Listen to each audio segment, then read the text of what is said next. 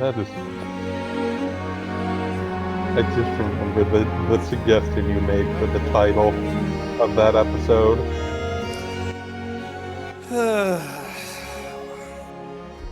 The Watch Together is up. I welcome you all to swing on by. I'll probably be kinda slow for a little while.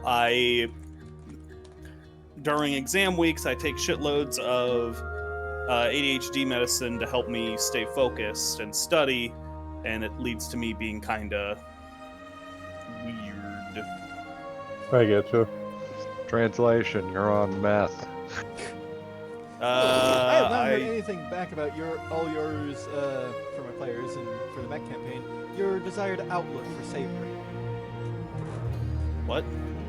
In CC, go to workshop. Ask everyone what their preferred form of saber would be. Oh, wait. Oh, the little robot drone we got that one time. Remember? The mech game. The fourth one. You like the fourth one? Yeah, that's the small guy. I'm a fan of number 3, honestly.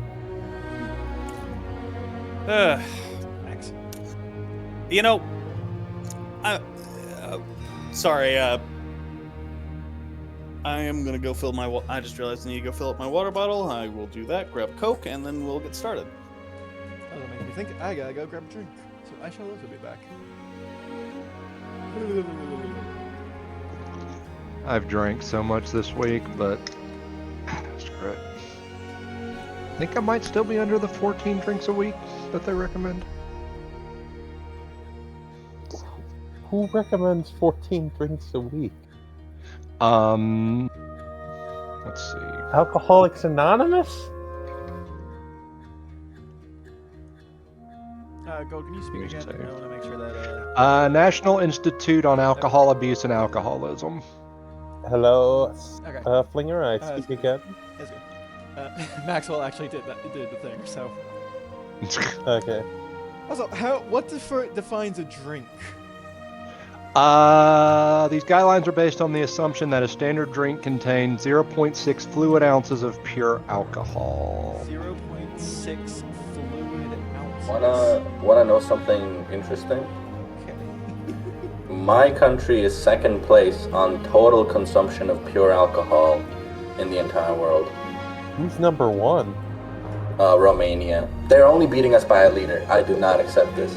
Wait, what's your country? Georgia. Wait. The country, not the state. Oh, that's it. Alright, now I'll be back. No, the Georgia Atlanta has not declared independence.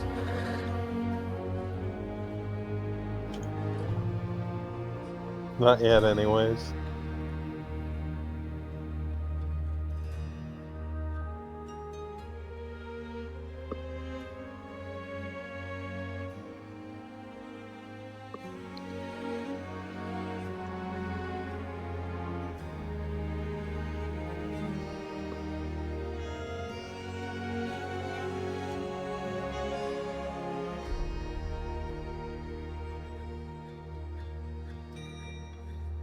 But yeah, I know that in the guidelines that one drink is considered just like one standard sized can of beer or a glass of wine.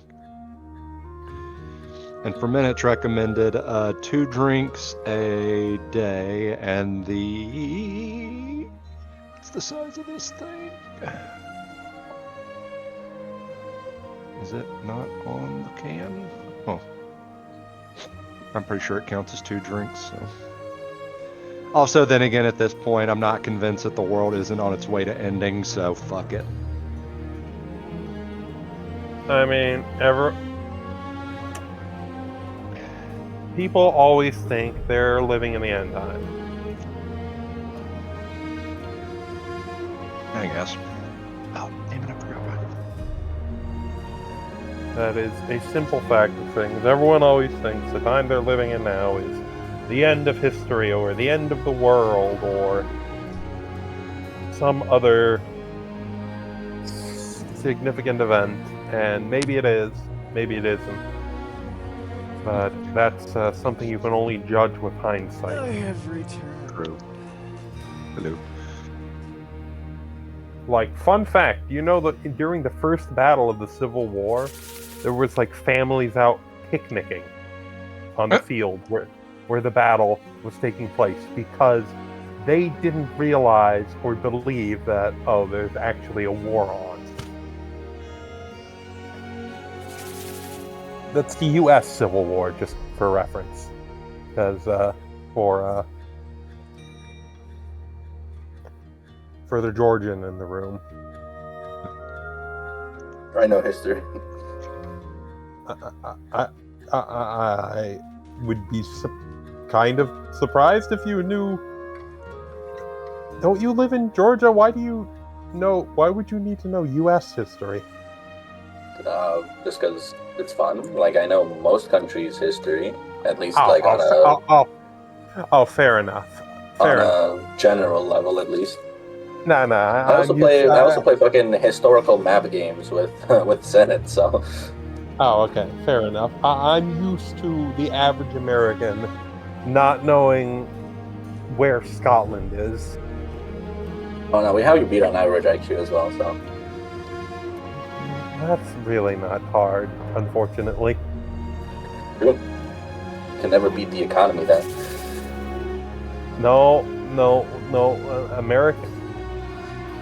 Maybe you could beat the economy one day, but I'm pretty sure the thing you can't actually beat is the military. No, we're not beating the economy either. Like, I think there's no state in the U.S. that is poorer than my country. Oh. I mean, give it long enough. California, if California keeps lighting itself on fire, you might beat California. California's GDP like fucking 10 billion or something, 10 trillion. Fair. Is it? It's something really high, like it's an insane amount. How is it not high? Oh, Hollywood, of course. It's 4 trillion. Hollywood. That's because Hollywood's in Cali. Apparently, Vermont is the state with the lowest GDP. Vermont. I mean, that makes My sense. country's GDP is in the billions, not even the trillions. We're not winning. Vermont GDP. Vermont's real gross domestic product, adjusted for inflation, was 36 billion. Oh, we can beat that. Hell yeah. Yeah, it looks like you got Vermont beat. Well done. Well, not yet. We're 33 billion, but one day we can beat them. You just need another 4 billion, and you could pull it off. Yeah, I'll have another point in my bragging rights. We beat the poorest U.S. state. Isn't Vermont just smaller than Georgia as well? What's the size? Vermont. 24,000 kilometers. Oh, closer to 25, honestly. Oh, 70. It's 70,000 for Georgia. Okay, we are like almost 3 times larger. Fuck. Yeah. I mean, to be fair, I'm pretty sure Vermont is mostly just forest. No, for God's sake. It's also it's not even a flyover state. It's in the middle of nowhere. It's a New England state. It's Yeah, kind of like the we're movies in of New Canada, England. but middle of nowhere.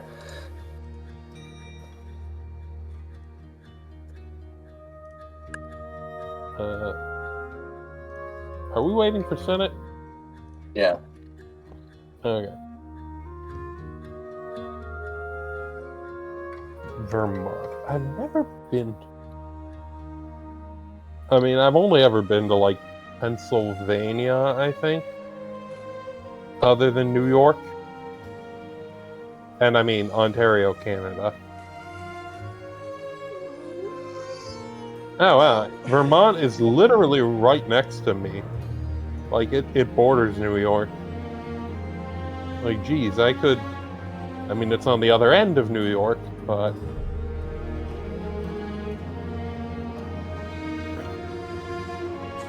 Alrighty. yeah, I'm. Oh. Oh, hey, you're back. We were just talking shit about Vermont. Interesting fuck choice. All right. So, all right. You can tell I'm on my medicine because I become infinitely 10 times more socially awkward. Right. All right. Well, if everyone could start making your way into the roll 20, we can get started ASAP. Oh, yeah, I need to do that.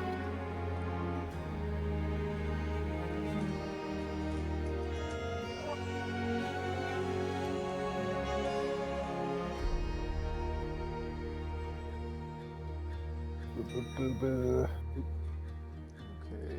why does Clip Studio not want to launch?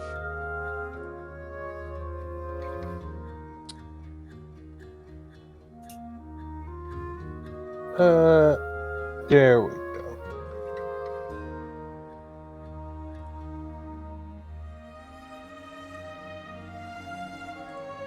Alrighty. When we last left off, I'm fairly sure we had a more or less uneventful session at Lenchester. I believe it was mostly just getting some chores and errands done while you guys decided where to head next. And it sounded like the common consensus was to head to Dunwich, investigate the reports of were creatures, as well as potentially find some leads on the Blight. But Right. I wasn't entirely sure how you guys were intending to get there. We were contemplating taking a boat from Lenchester up to Winestead, and then we could, and then Dunwich is pretty close up the river, in fact.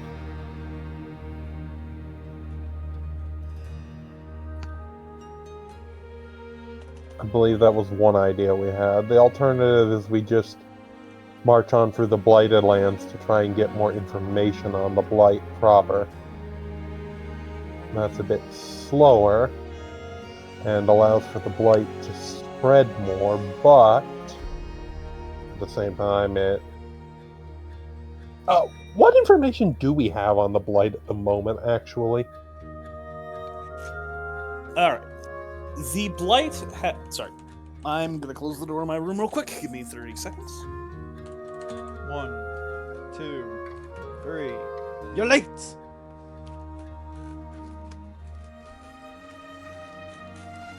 Well, you'll have to let him know when he gets back. We do also have a paladin on the team who's immune to all diseases. Yeah, I'm basically thinking, like, we have a paladin and a cleric. Is the Blight something we have to worry about, or, like... Well, I guess our party members. But I believe I can heal disease. Yeah, I mean, you have lay on hands, which can cure diseases, so my thought is, okay, is the Blight one of those special super magical diseases that can't be cured with magic, or is it just something that's spreading and there's just not enough clerics to deal with it? Alright, so, one thing I've kind of brought up when it comes to diseases and plagues in my setting is the idea that spells that cure disease, I think lay on hands is one of them. They don't give you any natural immunity to it. No, I wasn't going to say that. I was just checking to confirm if it does. See, I said that once and I got shit on. That lay on hands cures diseases? Yes. Or no, it does lesser restoration. Oh yeah, which can cure one disease. Yeah. So this is happening again. What's up? What? Let me show you. Let me just share my side screen real quick. Uh-oh.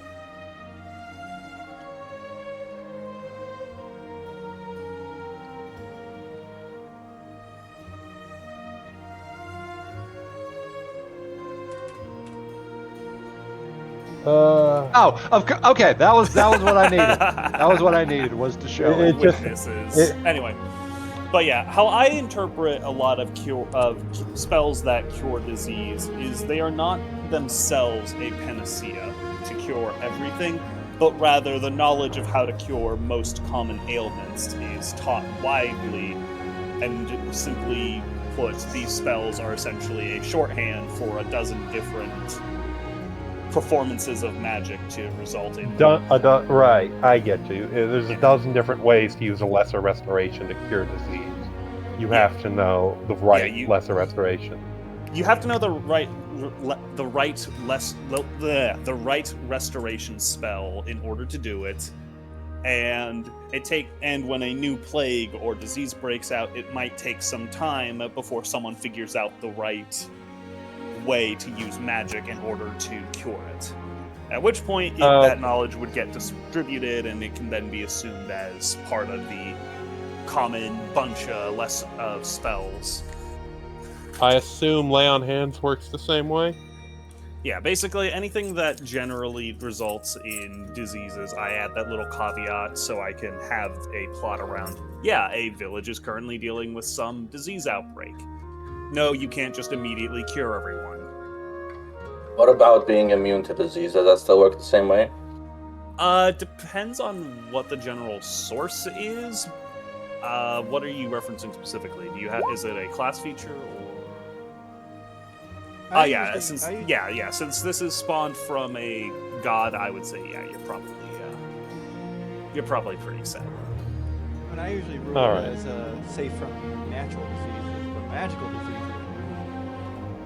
That's also fair. I kind of agree with that same sentiment.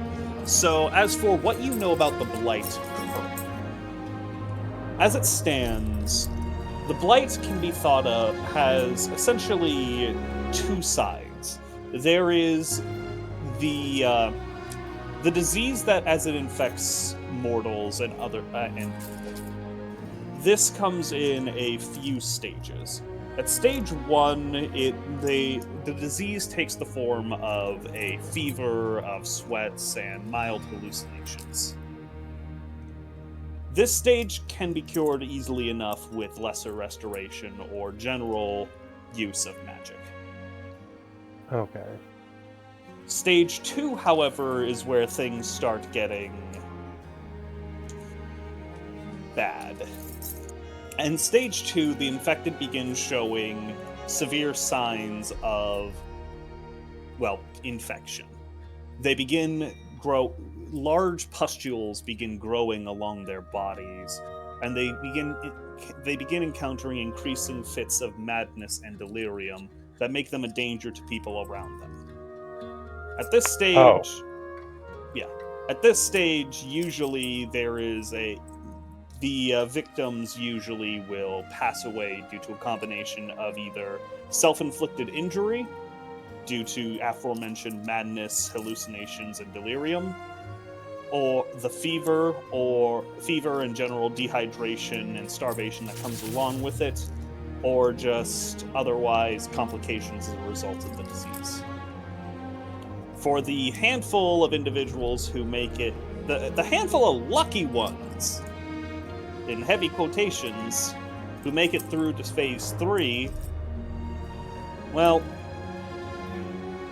the disease seems to have some form of corrupting effect on the victims' bodies. Past the pustules itself, they begin to change. Almost becoming a zombie is a bit too mundane a description. Suffice to say, they experience sudden and violent bone growth, an increase in muscle density as the corruption spreads throughout their body. Their eyes fuse together into a single orb, and do they grow a horn? Because are you referencing something in specific? Because I might suddenly make some rewrites and steal that. Just like a lovely little disease from a different fantasy setting called Nurgle's Rot. burn. Kind of similar, but not entirely. This is definitely much more mundane compared to Nurgle's Rot, though very similar concepts. Gotcha. All right, but as long as we catch it early, keep an eye out don't have to worry. Yeah, keep an eye out for your Keep an eye out for symptoms, and if they begin appearing, treat yourselves immediately. That is the human-facing side of it, or rather, just like, mortal-facing. It also affects animals the same way, so you could expect to see some mutated horses that have suddenly developed a taste for human flesh. I hate it when my horses develop a taste for human flesh. But yes, the other aspect of this is what the blight's effect on the environment around it. The term blight is usually in regards to crops and just general plants, which is how this disease first began to manifest. Crops began showing signs of severe rot, and fields quickly grew barren. And soon enough, trees and patches of wilderness began showing similar taint to what could be found on the bodies of the infected. Large fleshy pustules growing out of the bark of trees, or sprouting out upon buildings. It's not a pleasant sight. We've seen that. The one tree that the elves took care of, or the druids, or the Kalewinds. Correct. They used some kind of poison in order to kill the tree. They said it was the surest way to ensure it didn't survive, but you do not know for certain if that is the only way. I mean, when in doubt, I tend to find fire makes it for a remarkable cleansing agent. With all that in mind, does anyone have any further questions on the blights? We do have a little bit of details are still fairly obscure, but there's definitely more information on it now than when you were last in the city. Alright, speaking in character, Ahran is going to address the rest of the party as we're preparing to leave Lanchester. What do you all think? Should we make an overland journey, try and pass through these blighted regions, see if we can gather any information on it? Or should we make for Windstead by sea, with all haste? The last time we were on sea, we got attacked by fucking zombies and ghosts. That was more of the wide ocean. The fuck's the difference? And we defeated them, did we not? Yeah, but still, it was annoying. I'd rather we face some annoyance than let more innocent lives be wasted by dallying. Alright. Fairly, your thoughts?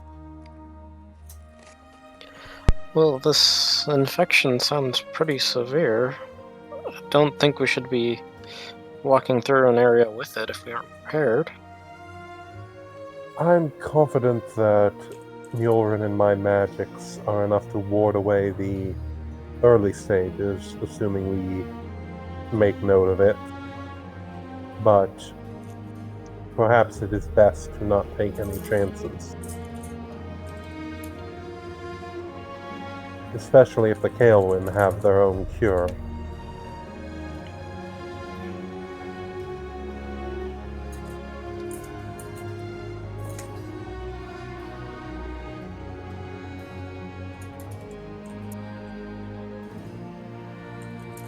Do we know of anyone in the kingdom who is working on a cure? I would say that priests and healer. It can be though you do not currently You do not currently know, but it is safe to assume that priests and healers are tending to the matter. Right, of all stripes, right? There's like no one guy who's like the genius cure man working on a cure. Every priest and healer is all hands on deck, right? John Cureman. John Cleric. What about you, Jakar? What do you think? By sea or by land? I'm a bit biased. I could imagine. Right then. I think by sea is perhaps the best option. We'll, Besides, there is a patch of infection to the north of Dunwich anyways, if we decide we want to gather any information on it. We can always do that there. We're gonna be attacked by blighted fish. I'd actually say that looking at the map, it's a lot more likely we'll be attacked by sea raiders from the northlands, considering this right here. Didn't we convince the North folk to go home? The We Goliaths? convinced the Goliaths, And but down in I doubt they're the only ones. whatever that place is. Bangrove. Yeah, that place. That place sucked.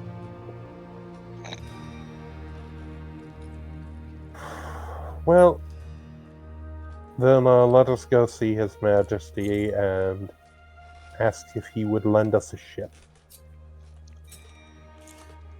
Fair enough.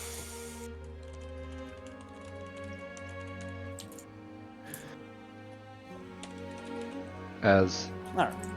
nice as it would be to have my ship back here, that would take a while to get over, and I don't think that it has enough cannons to deal with any Northmen attacking it. All right. Let's see. I'll say you are able to get in contact with the King Theodore is, well, doesn't take much to convince him to let you all charter the use of a ship just to sail up the coast a little. I'll say as you inform him of your intended destination, the young king looks to you all as he just says, "All right, we do have a number of vessels under our command. I do have a number of vessels under the command of the Royal Navy. I can see that a few ships are sent with you to Winestead in order to ensure your safe arrival." All right.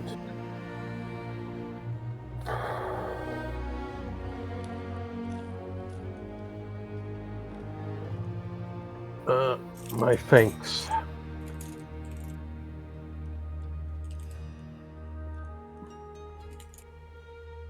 Your Majesty.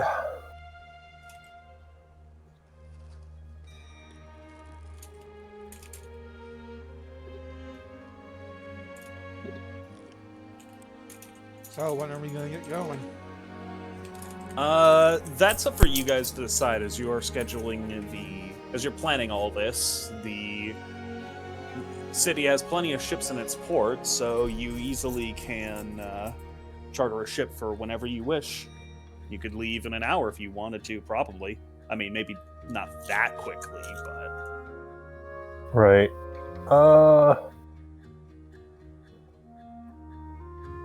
I suppose since we're gonna be heading out anyways, how long would it take us to stop by, like, whoever's, like, I don't know, like, the high priest of whatever god would be most interested in dealing with diseases?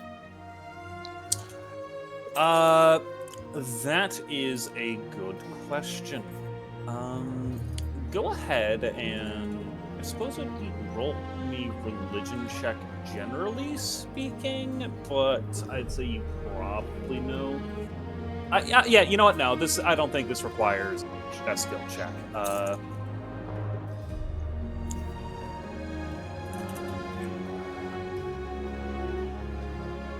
Sorry.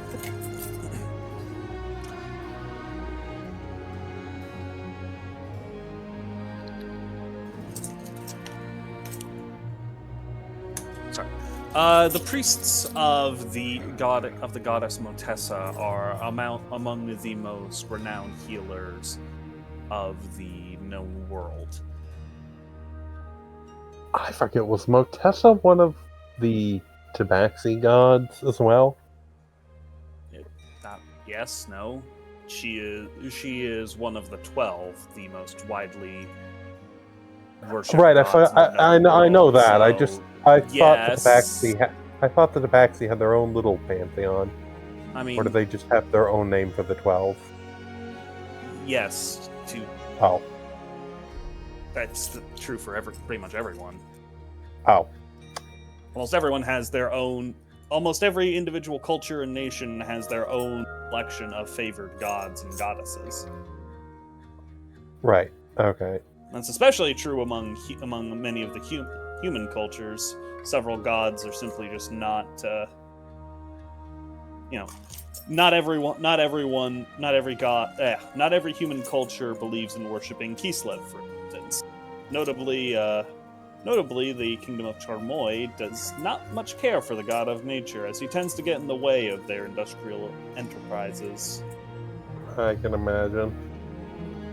Alright, let's swing by the Church of Motessa and just, confer with their high priest. Basically, say, hey, we're going to probably be swinging by a blighted area. Is there a sample on our way up to speak with the... Why can't I remember their name?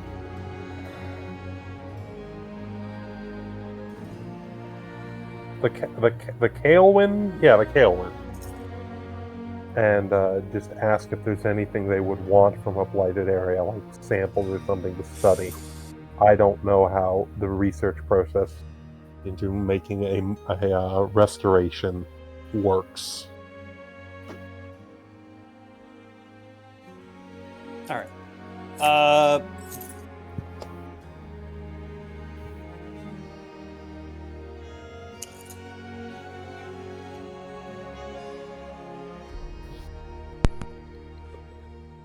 Okay. Is there anything else? Does anyone else have anything they would like to do left in the city? Yes, I would like to check on my life nabber. Because I remember paying to have it repaired. Yes. I believe enough time has passed. I believe you should be good to go. God, that was 6 months ago.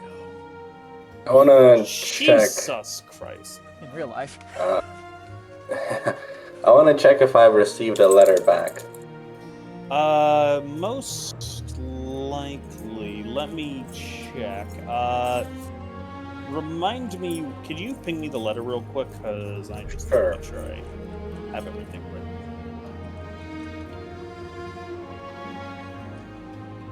Does someone have notes on the life nabber? Did you remove it from your inventory? No, I've got the item, I just don't have the notes. What it does specifically. I believe it's a attack, and if you hit, you take the amount of HP you do. You do I think it was a 1d8, some kind of damage, and then you add that as your HP or something. Necrotic, yeah. I don't remember the specific. I thought it was 2d something and add half. Or add half. Yeah, that sounds right. Okay.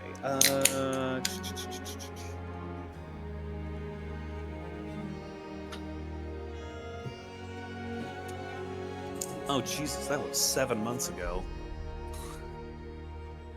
Was that still back in the original city? That was in the original city. Yeah. And when we got to this place, I had another letter sent that said, send a reply here. Yeah, okay.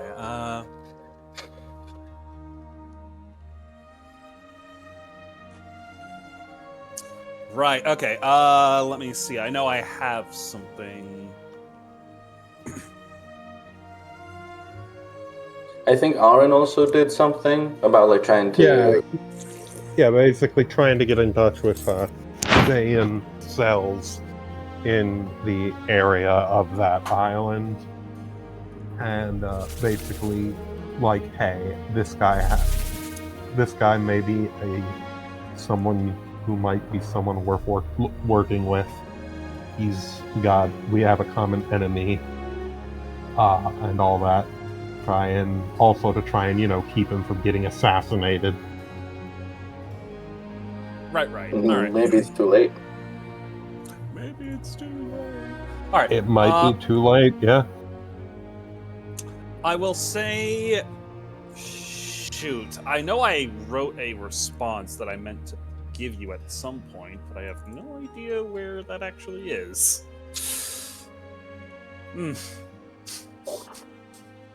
Well, I will say, Nyulrin, you do get a response. I will write it. I will probably have to rewrite it later, but I can give you the approximate summary of the letter. Your uncle has taken the news quite poorly. He is overjoyed to know that you still live, but he is... well, he is stunned by your accusations. The accusations of the crimes of your late father. These have shook him to his core to some extent. He is taking steps necessary to... well, sorry.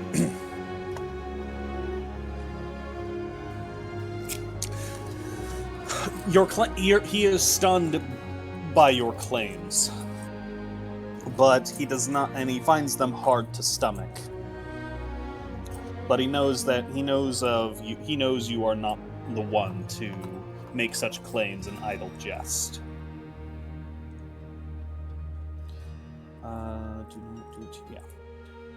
He says that unfortunately your letter was delayed by some time. Apparently, the world is not as it once was, and times have grown more dangerous. He learned of your father's treachery too late to prevent him from... well, he does give a word of warning based on your more recent letter. Your father's on his way here.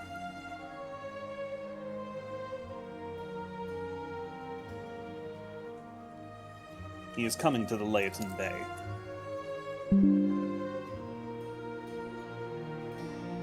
Found it.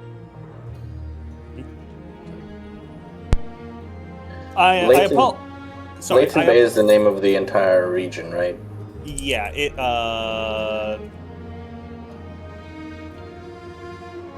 it's this whole area. Mm-hmm. So yeah, I apologize for not having a bit of a... I will write out a better, more proper letter later, but essentially that is his message. Take heed. I have learned that your father has been sent after. He as well as the 7th Legion is sailing for the Layton Bay. The official declaration is they are moving there to secure and further reinforce the Imperial territories against further demonic incursions from Deus Amansul. But if he has been truly corrupted as he says, I find it no small coincidence that he has been sent to where you currently reside.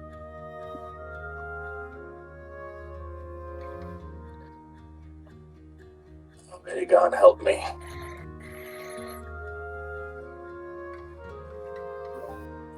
That doesn't look good. Your uncle all right? Well, if he's able to send me a letter, then he must be fine. Not captured or dead. Most definitely not corrupted. Oh, that's good news. Yes. Well, it definitely lightens my heart, but knowing that we will have to face an Imperial Legion, so does not inspire confidence. Correct, Flinger. It was restores half of any damage you deal. You're going to have to explain a little more. Why would an Imperial Legion be coming here be a bad thing? They're under the control of my father. Ah.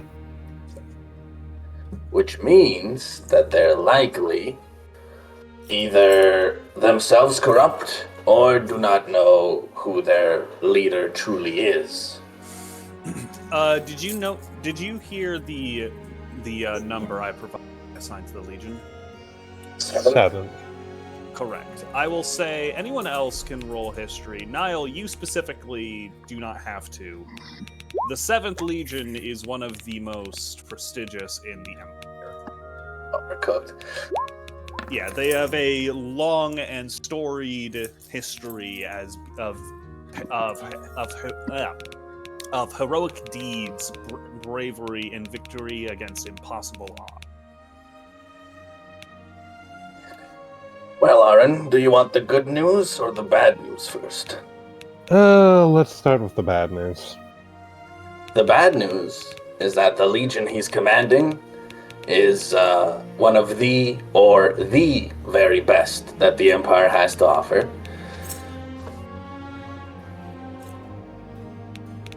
Are you referring to the 7th? Yes. Ah. Well,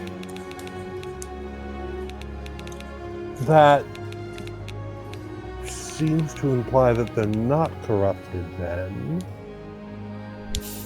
And that is the good news. If they are simply being misled, that means that the most powerful Legion in the Empire could join our side instead, if they don't kill us first. That's the tricky bit, isn't it? Well, technically, I am a senator.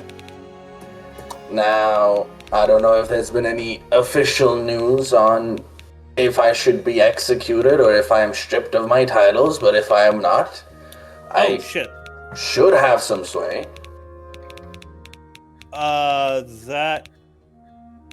Keep going. Sorry, I just found more to the letter I needed to tell you.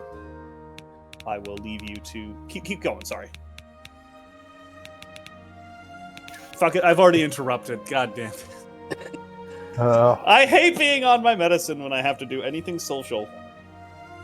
Alright, you can just read the next part of the letter. Yeah. Your father has more trouble. Your uncle has reported more troublesome news. The Emperor named your father as consul.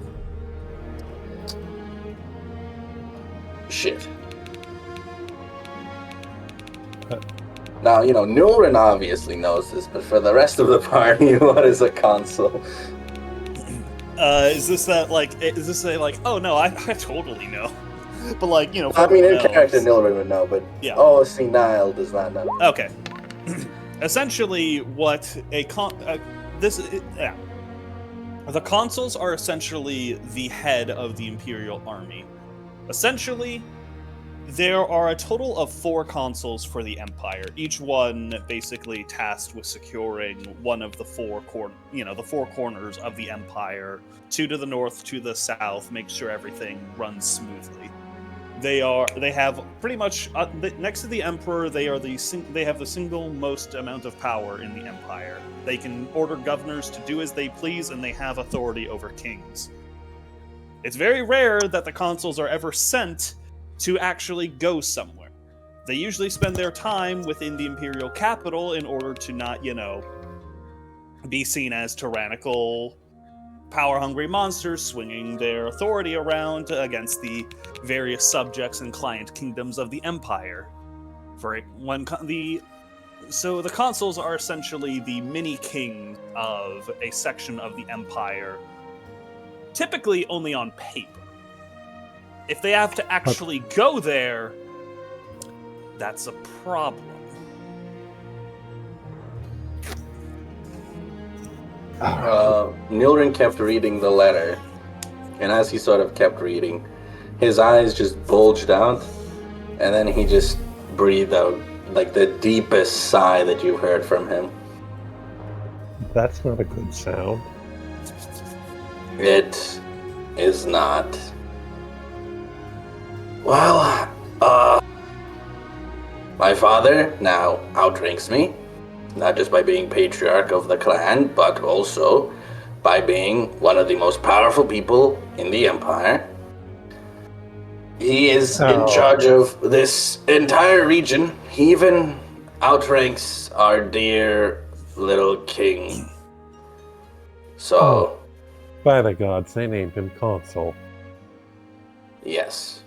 Which means that, unless I really practice my speeches, I don't think I'll be convincing the Legion.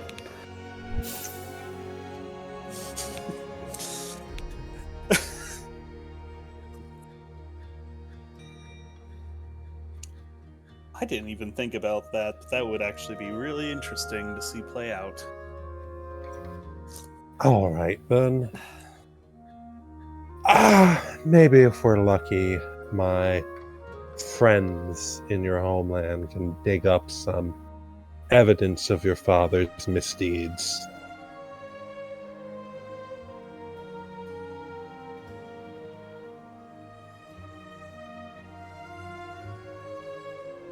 A consul can always deny any allegation. In fact, those making the allegations would usually have allegations against them made in turn, and they're likely to be chased down and executed.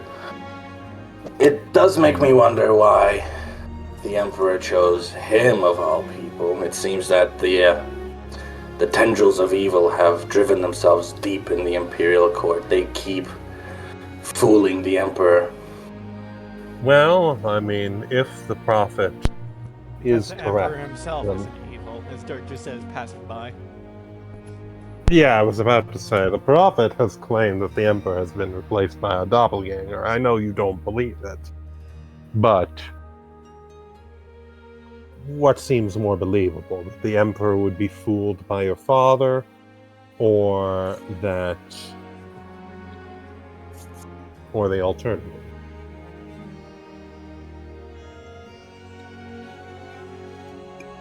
I believe that the Emperor is being misled. If all of his court is made up of sycophants and traitors, then it only makes sense that if he takes their advice, it only leads to doom. In fact, the Emperor should assume full control and make decisions on his own. Well, I frankly do not know what the situation in the capital is. Maybe you're right, maybe the prophet's right.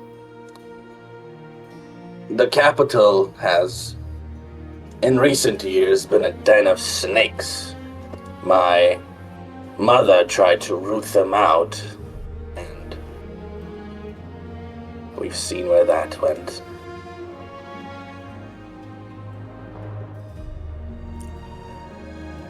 Well,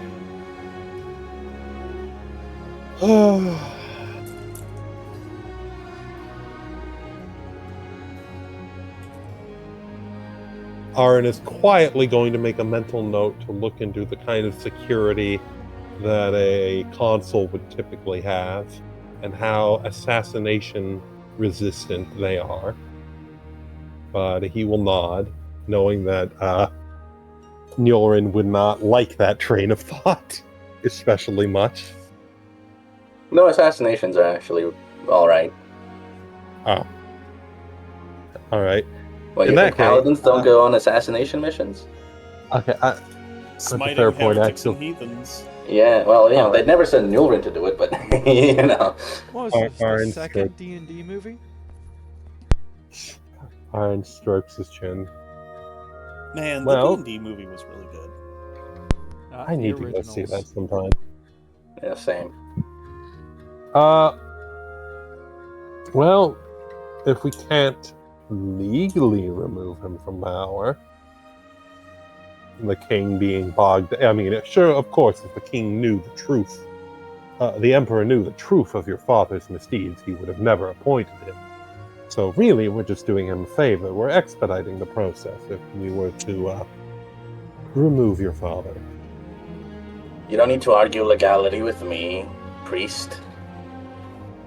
I only follow the laws of the gods and the emperor himself, which in this case, a heretic, being a consul, is breaking both laws, which means that I can execute him without any issue.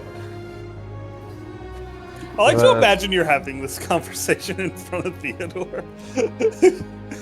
Obviously not, but I just find that mental image funny. He's just like, Yeah, like we should probably let the young king know that the consul is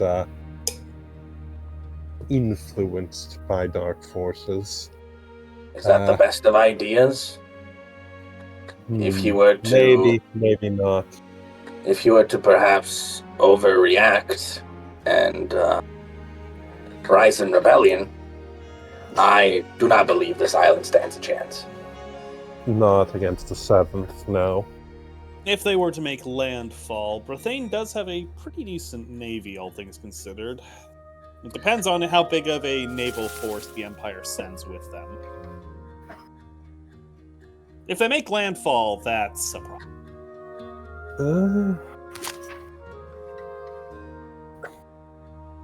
I am personally not willing to risk it. So, if His Majesty is then told that we're all traitors to the Emperor by your father, the king has eyes and ears. He has seen and heard of our deeds. He has seen us protect him from those very cultists that we will be blamed for siding with. I believe that despite his youth, he has enough foresight and wisdom to understand that we did not require to save him from some sort of convoluted ploy. Fair enough. He does seem to have a good head on his shoulders. So, we'll cross that bridge when we come to it. In the meantime, I believe we have a boat to catch.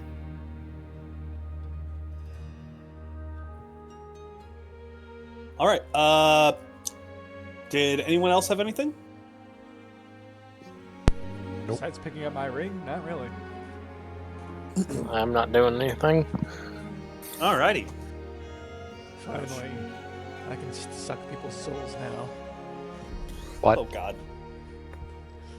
He had a magic ring that he damaged that could steal health That from people. I damaged. We left that so then the wizard can fucking try holding up the one fucker. And I wasn't compensated. You were compensated with us having a little bit more time to prepare for the undead horde. Fuck you, it doesn't matter. I will say, though, unironically, that did help. I think I mentioned it back during that whole situation. Yeah, we just... basically didn't have to deal with the undead horde because of that. We How bought do you- enough time. How do you hold back an undead spirit? Yes, a life-stealing ring. Well, it's more just like the generally using the artifact's power, generally speaking, to help bind it down. I mean, necromancy is the school of magic involved with controlling the undead, so Yeah. that actually checks out. Anyway, past adventures. One way or another, you have all made your preparation, and soon enough have set about onto This will be the first time you all see Dirk is just wheeling on what seems to be like a short cart of what seems to be a smoker. Ooh, are you bringing a smoker on the ship? Yes, I am. Well, that thing was a mean- pain to put together. Oh no, that was mean- the smoker set at home. This is the portable one. Why do you have two smokers? Would the portable one be enough? This is the portable. Yes, I know, One's for but the house. yeah, I know that. Aaron does not. He was not there for the smoker assembly. Why are you asking? I have two then. I knew you had the one in the house. How? I just got that. Remember you cooked the meat up and wouldn't give me any? Oh yeah. Yeah. This is for on the go, in case we get anything good.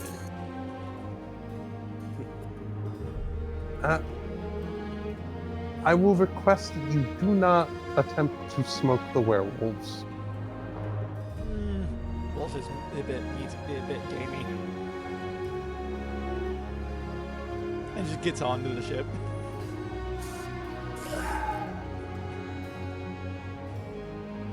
It's better than the usual shit I have to eat on the ship, so I'll Would take that it. technically be cannibalism? Yes. Oh. Well, wait. Oh no, because he's an old. Well, no. Cannibalism is like the context of eating. It's not A necessarily humanoid, yes. Yeah, eating humanoid. So, wouldn't it be the same species though? It don't matter. And Eh, Gnolls already kind of commit cannibalism, though. They eat humans and shit. Yeah. I am reminded of of this one fantasy book I read, where one wizard threatened to turn someone into a lobster, but they were only an illusionist, so they could just make them think they were a lobster, and their elf buddy threatened to eat them. And they're like, you know, it doesn't actually turn them into a lobster. They just think they're a lobster. He's like, yeah, it's not cannibalism if we're not the same species. Bored. A human still wouldn't eat like a monkey, right? Humans eat monkeys. I mean, I've seen Indiana Jones. It's very rare, though. Like, it's barely anyone does it. Moving right along. Moving along, yeah. Yes. All right. You all load up onto the deck of a frigate. The captain kind of eyes Dirk a little suspiciously as he sees the smoker loaded on board. It's He a almost wooden seems to- smoker. It's not a normal luggage for travelers, but ultimately he doesn't really say anything. I will say, your carriage can be loaded on, thanks to the use of cranes, can get loaded onto the ship as well. Nice.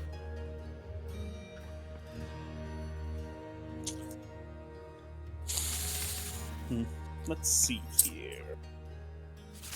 Soon enough, you all set off.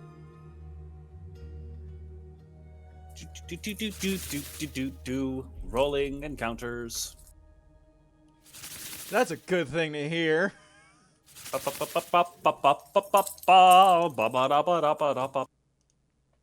Alrighty. Yeah, this is what it looks like. What? The smoker. Oh, the smoker. Oh. But yeah, the journey northward is fairly quick. The Brythanian frigate is sleek and agile as it cuts through the water, catching a strong northward gust of wind. Your ship makes good speed. Quickly sailing out of the Lenchester harbor and out into the open waters of the Leaton Bay. It'll be about a two and a half days of sailing. During that time, you are all free to move around the ship and do as you please. The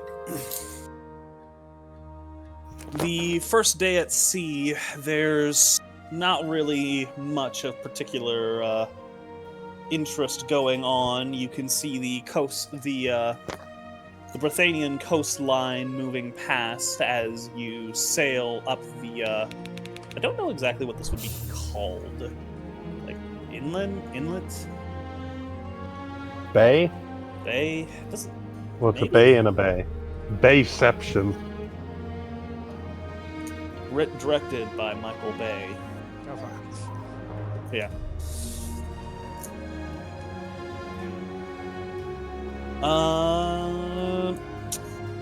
On the second day, the frigate does spot the several silhouettes on the horizon, on the distant horizon. Several longships, about four, maybe five in total. It's hard to tell with the fog. Seem to sail in kind of a searching pattern just a little ways away. Fortunately, the frigate is quite fast and pretty well armed. As such, the longships seem to keep their distance, choosing to instead go after much easier, slower prey. We are a fast ship with cannons. They don't want to pick a fight. You are, more specifically, you are a military ship with cannons that is fast. Most pirates didn't fight fair fights. Because they lost badly. Alright. I think that's the funniest thing that I realized when learning about the Age of Pirates is, like, every time the pirates actually fought, like, the navies of any given country, they just lost. Well, yeah, they usually did. Ahran will turn to Jakar. What do you think of our fine ship? We seem to be making good time. Yes, and it's a hell of a lot bigger than I'm used to. Well, at least my old ship back in the Isles. I rode on ships about this size or even bigger when I was doing work for Imperial sailors. Right. I can imagine. Not as big as a galleon, though, geez. No, but I imagine this is a fair bit quicker. Yeah.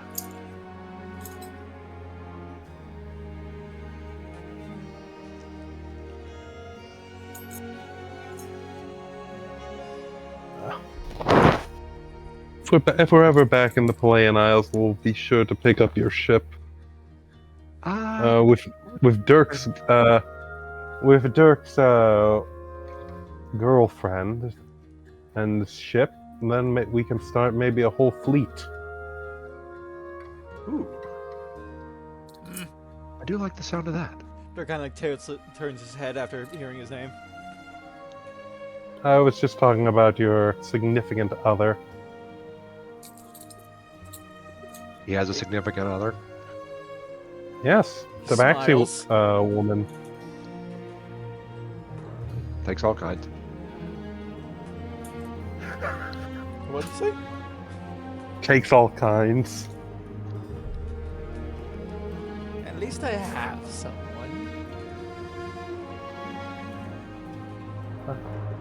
He's gonna hold up a middle finger at you, and on it you see Life Nabber. I'll be honest, I haven't exactly spent a lot of time thinking about romance, what with the impending end of the world and all that. The world's gonna end. Might as well at least fulfill your life. I suppose there is a simple logic to that. You feel fulfilled, Dirk? Fuck no, I gotta kill the fuckers that killed me.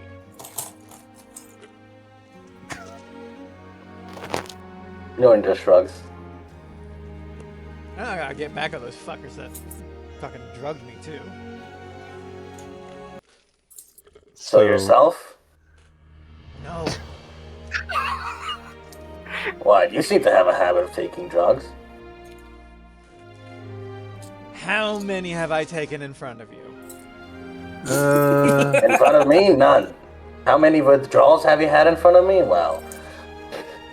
Hey, this shit's addictive. One. I hold up the small vial of red sand. You know, Dirk, in the past, I would have likely tried to take that from you and thrown it into the sea or crushed it. And But I now... almost killed you for it. Yeah, well, Dirk, we've seen how that would have went. As you hold out the vial of red sand, you notice nearby the captain kind of spots it, and like his face grimaces. Ahran is face palming at this moment. Put it back in my pocket. Yeah.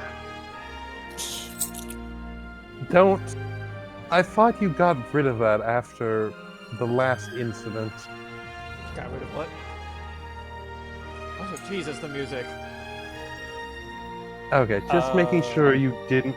Just making sure you didn't bring a vial of a highly illegal drug on a Royal Navy vessel.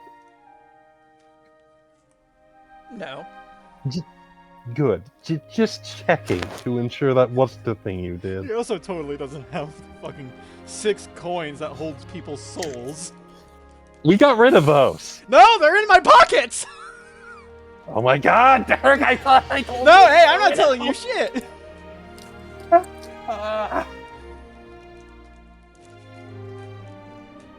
Oh my God, Ahran is going to flip his shit.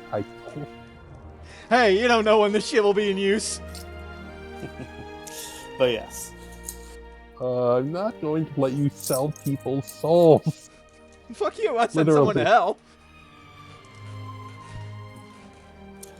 Kate, as you drop the coin, you watch as it quickly just plops into the waves, almost immediately disappearing beneath the swirling water, sinking down towards the deep.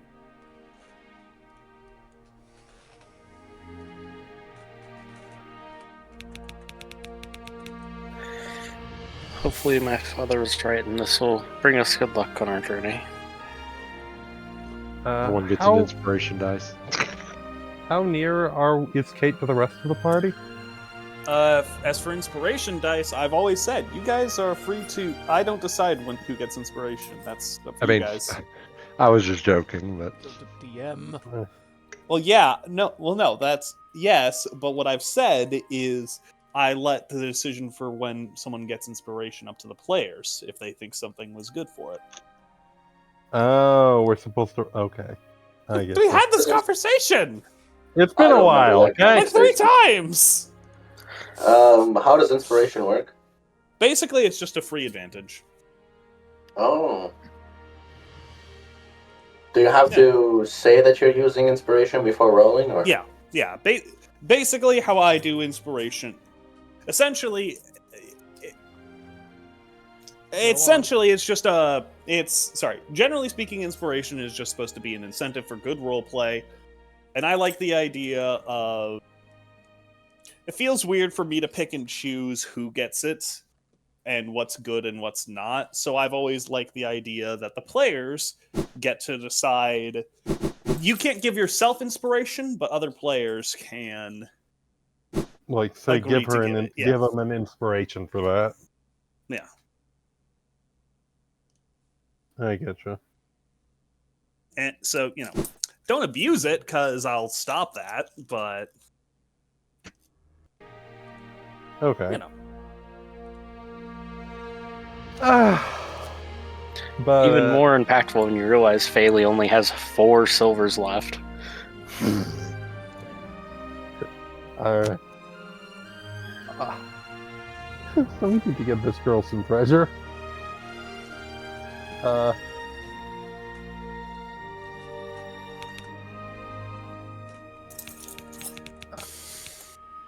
Ahran is just like massaging his forehead. I'm just glad that you got rid of that red sand, because when you took it that one time in a very stressful situation, you were suffering the withdrawals for a week.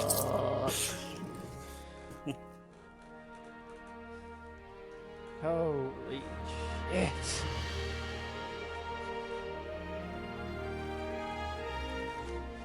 And yet I can never seem to get away from the headaches.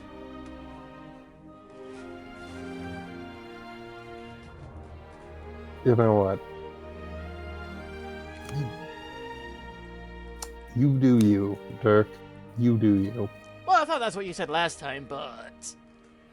I remembered what I said last time, and I realized the pointlessness of arguing with you. There we go. I'm so sorry, go on. No, I'm enjoying this. I'm having a blast.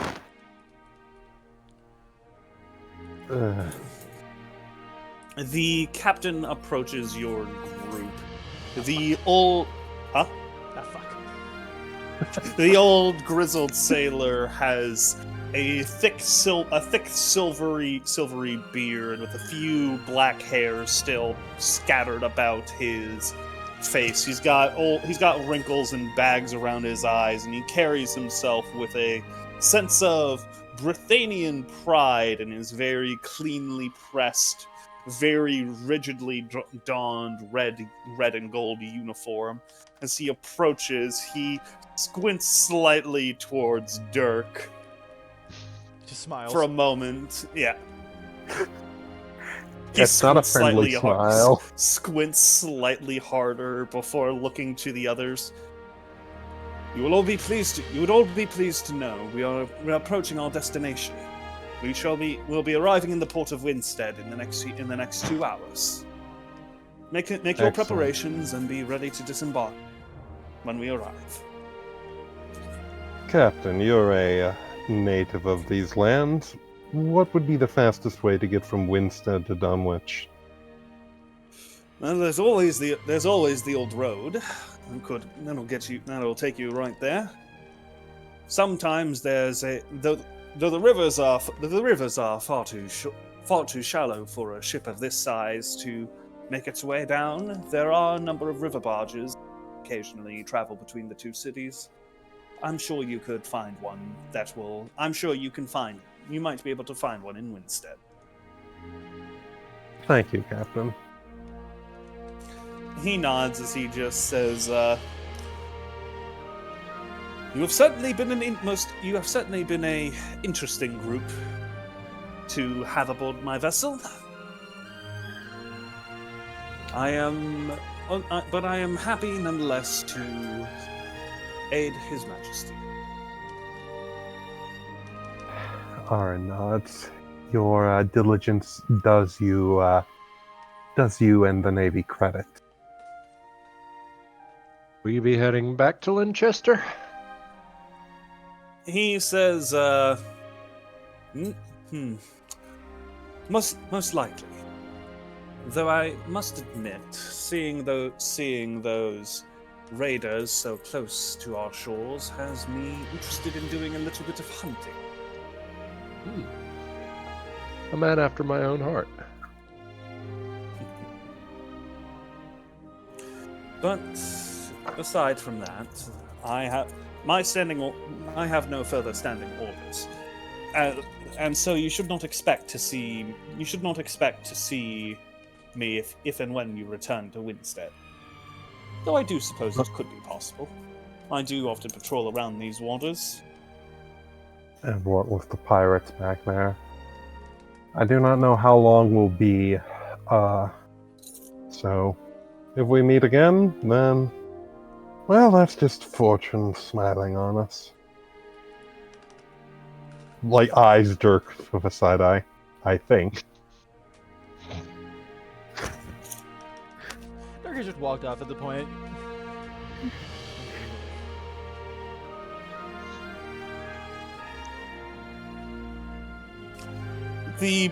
Once Dirk walks off, the captain just kind of is watching him go as he just looks to you all as he just says, "Normally, I spend much of my time hunting drug mules and smugglers' vessels." Well, as far as I'm aware, he's not a drug mule, more of an addict. I've had it once! And that was technically enough. Does not make me an addict! I only had heroin once. I can quit anytime I want. Scratches. I've only had once. An addict has it continually. Yes, I remember you vomiting and being in so much pain the one time you took it. Just because it has fucking bad drawbacks. Jesus. That was not drawbacks. That was you craving more, which is addiction. It's an addictive substance. Fuck off, the lot of you. We will criticize you for using fantasy heroin. Or methamphetamine. Or meth. I'm not sure which it is. Yes, and you know what? You can continue criticizing me when it comes in useful in a pinch. I don't know why, but I just remembered hearing something. Did you guys hear that the fucking CSGO marketplace tanked over $1 billion worth of value? No, what the fuck happened? I saw that some YouTubers that I follow were making videos on it, and I just am kind of like, don't care.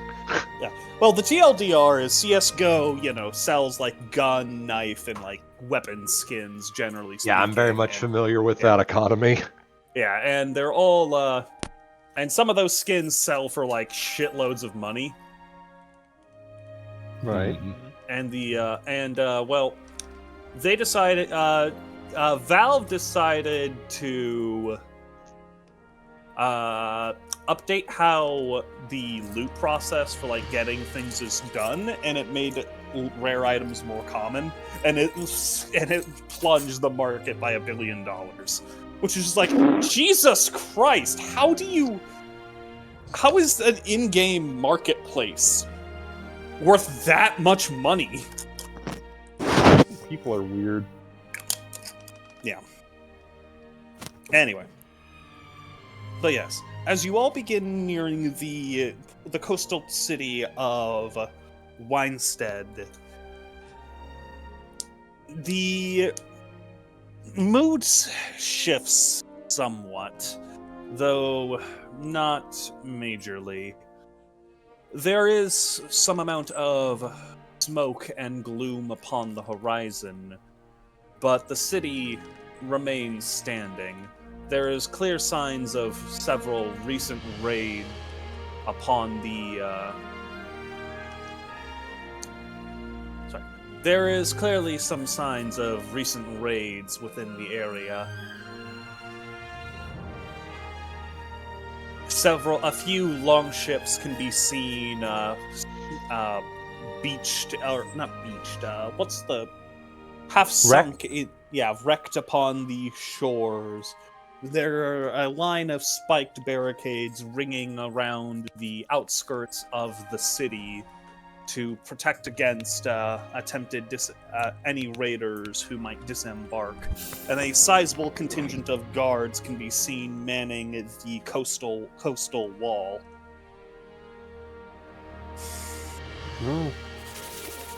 Are you telling me this is a Normandy beachhead? Kind of, not really, Oh but my lord. Love it. either way, the galleon sails into the harbor and docks. The crane unloads your carriage, and as the smoker as well. One of the dock workers looks at the smoker, looks at the carriage. One of his buddies comes up, and they both just like lift it and put it into the carriage. The captain looks to all of you and gives a formal bow, a formal and somewhat respectful bow, as you all begin to step off of the ship. All right. Nearby, you can see a banner fluttering in the breeze. A blue seahorse on a white field. The symbol of the family that controls this city? Most likely. All right.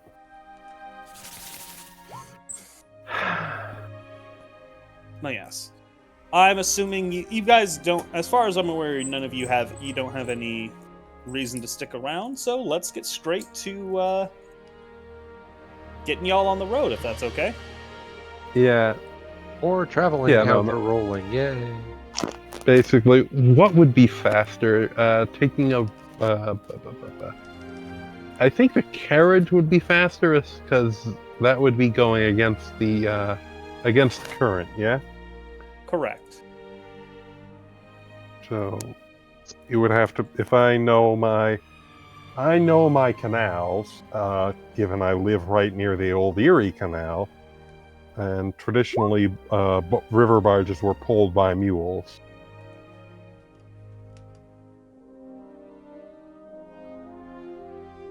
Is that how they work in this setting? I have no idea. What do you mean pulled by mules? So you would have a canal that goes along, and there's a road next to it. And you would have a few mules on the road, Donkeys. pulling this barge. Pulling the barge up the canal.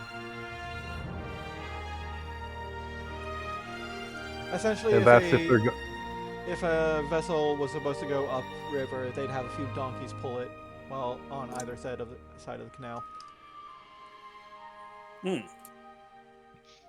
Guess it depends on which direction the river flowed, because I grew up along the Mississippi River, and they would start upriver, have a easy to disassemble boat, ride it down to the bottom of the river, and then once they reached the port, they would disassemble it and just find another way back up. Yep, that's riding with the current. You gotta go against it. You need something to pull against the current. I don't really know. I looked into that at all. I don't think it would be anything that it wouldn't be anything that requires much in the way of infrastructure. I getcha. The roads are hard enough to maintain, let alone double donkeys on both sides of a river pulling a boat. I think you only needed the one. You would just kind of steer against the pull of the donkeys so you don't smash into the side of the canal. Semantics, let's move on. Yeah, let's move Yeah. on. It Right. doesn't much matter, because there doesn't seem to be any barges currently running to the city. Based on what you're able to gather, it sounds like very few people are willing to risk braving the waters north right now. All right. Well, we brought a And we cannon did it. for a reason. Well, not north, but you know.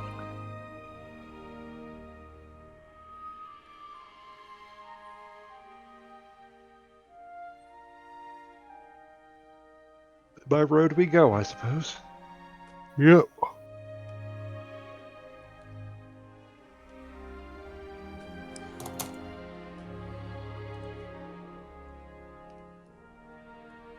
Alrighty.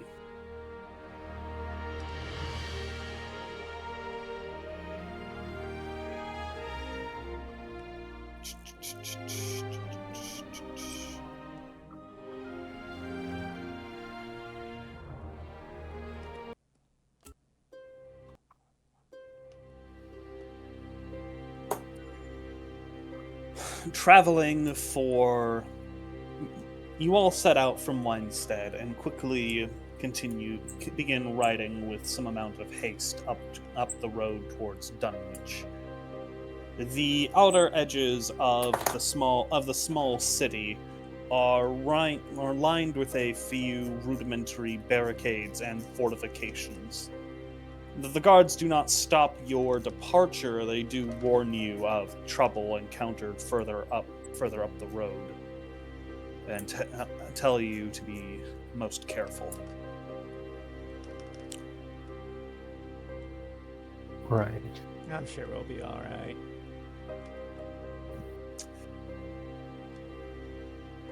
The man just looks at you and just says, "Oh, we told something. That's what the last travelers said when they came through here. They haven't been back yet."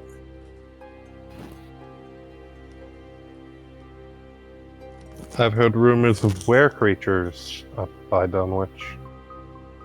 Is there any truth to them?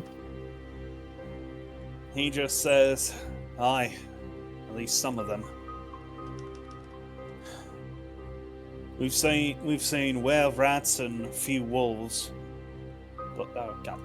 No, please, not now, roll 20. Or incarnate. Yeah. He says we've heard the reports, and we haven't seen... Not many of them have come down this way, but we know they are there." Right.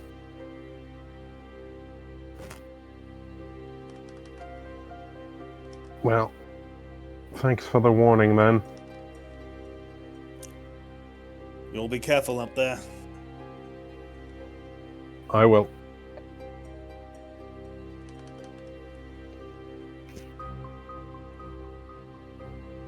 Moving right along. Yeah. Alrighty. Riding hard. Eventually, you begin encountering signs of the raiding. Burnt-out farmhouses, abandoned roadside taverns, overturned carriages along the roadways, and general signs of anarchy and lawlessness. It seems... This place happens to remind me of the raids back when I was with my family. This is not a pretty sight. Right when you were back with your family. Where are you from, actually, family? I don't think Email you've ever stressing mentioned. because I don't remember the landmark's name. I believe you established that you wanted to actually be... Oh wait, no, that's where they ultimately...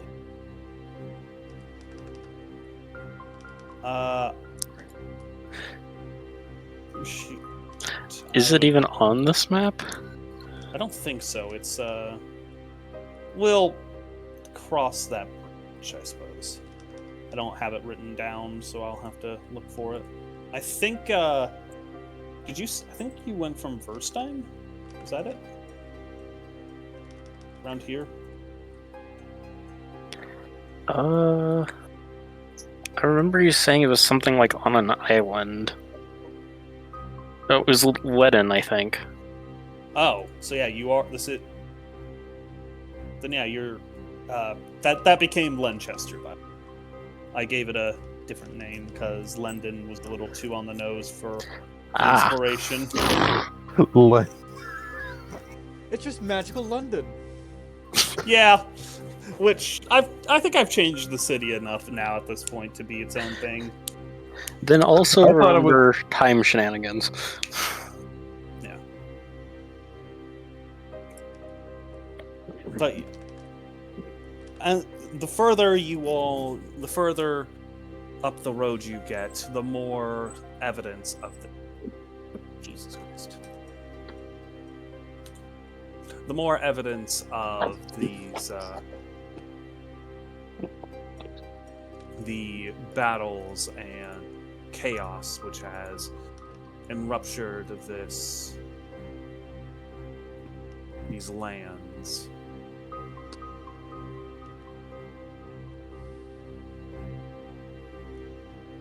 And soon enough, upon the horizon, as you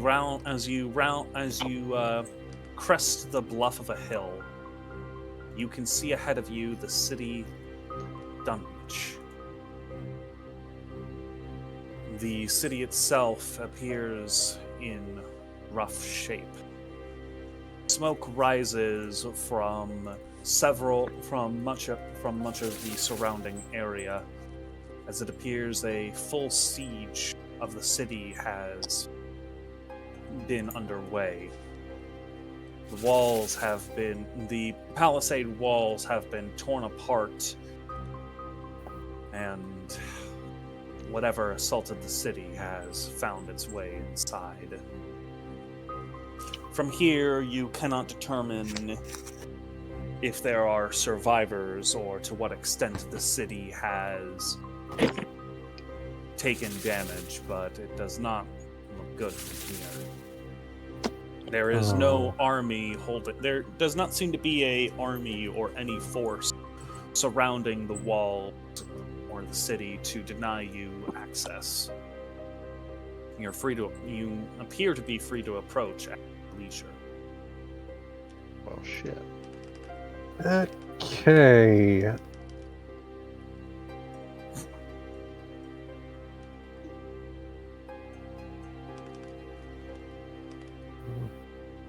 Let's make sure I have all my...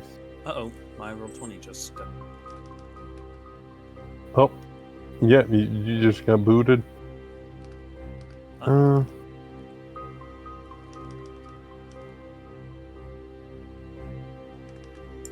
I will be right back. I'm going to use the bathroom real quick. We'll keep All right. in just a moment.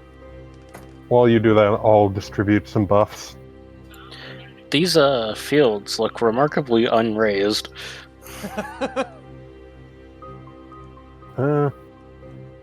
Just saying. Maybe they're not raised, but trampled. Did you consider that? They look kind of trampled to me.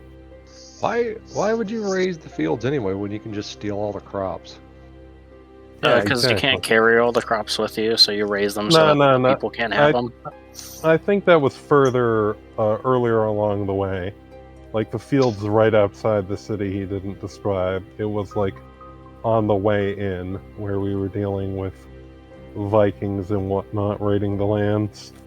So this town is actively under siege, you think?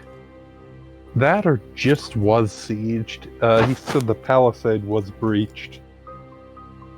And we know that it was basically being besieged by were creatures, so... They could have gone in, looted all the valuables and left, or they could still be in the city. Either way... that the other gates aren't completely burned to ash yet. I think they might still be in there. Unless they literally looped all the way back around and went out the same way they came. It's possible. Shoot, how many hit points do I want to... All right, I'm going to give.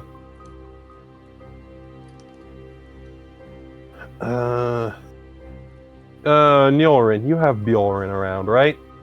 Yep. Okay, I'm going to give 2 casts of aid. 1 at second level.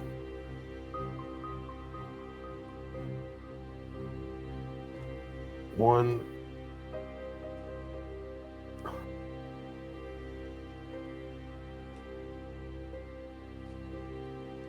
One at second level, one at third level.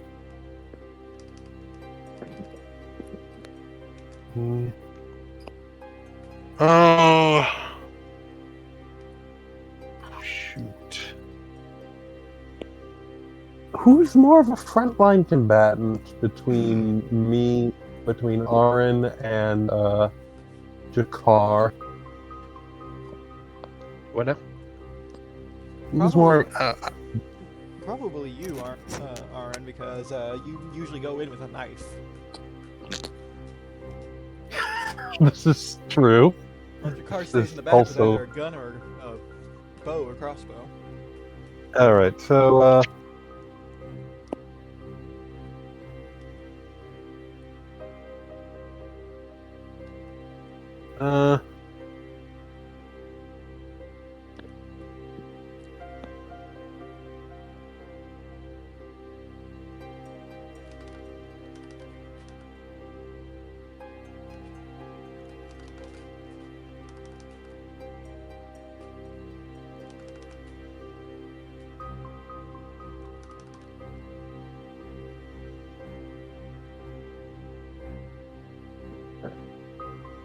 all right. I'm doing 2 casts of aid. Increase your HP maximums by this amount for the next 8 hours. All of us? Yep. Jakar, Bjorn, and Thalie get +5. Myself, Dirk, and Nyulrin get +10. It's 10. Hell yeah. Very nice.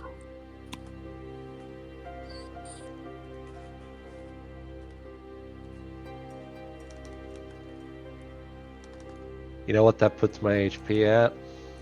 69. Yes. Nice. Nice. Nice.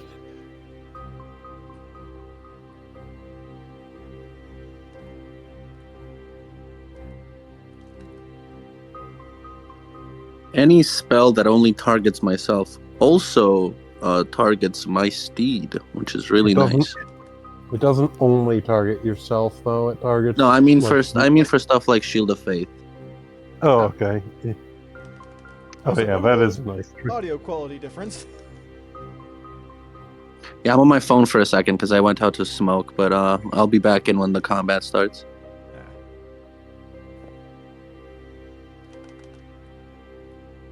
Oh Lord, I do not remember the tattoo on Dirk's belly. You got yourself a fucking womb tattoo? No! Remember, he's got like 3 tattoos all across his body. Oh, yeah, right. I think me and Dirk are the only members of the party with tattoos. I guess, I suppose for me, it'd be more like dye, like a fur dye. Would it be like a dye the roots of the fur or something? Yeah, pretty much.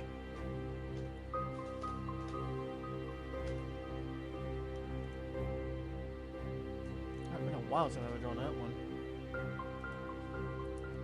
Currently doing a Dirk doodle.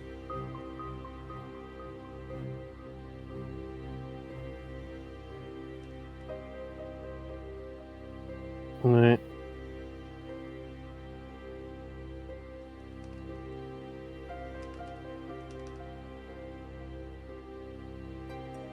So, as a side note, while we wait, last Monday when I did my group's running Baldur's Gate 3 campaign with my streamer friend, I found out the hard way that apparently if you're a druid and you transform into an owlbear and then you jump, You can squish your paladin.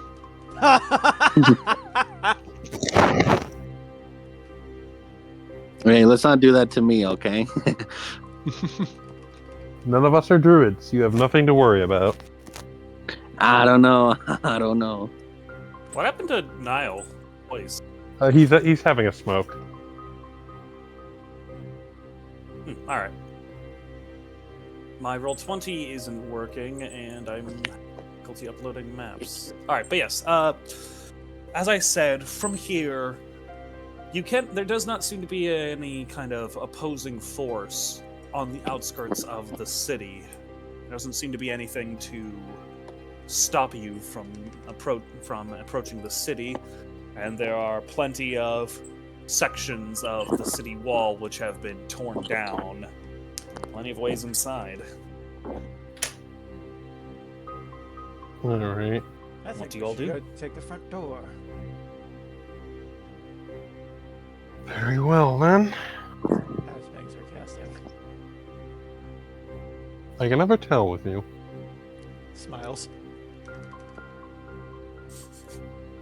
God, I love Dirk so much. I also love Dirk so much. He's just fun. Yeah, because he's the most diabolical asshole character here.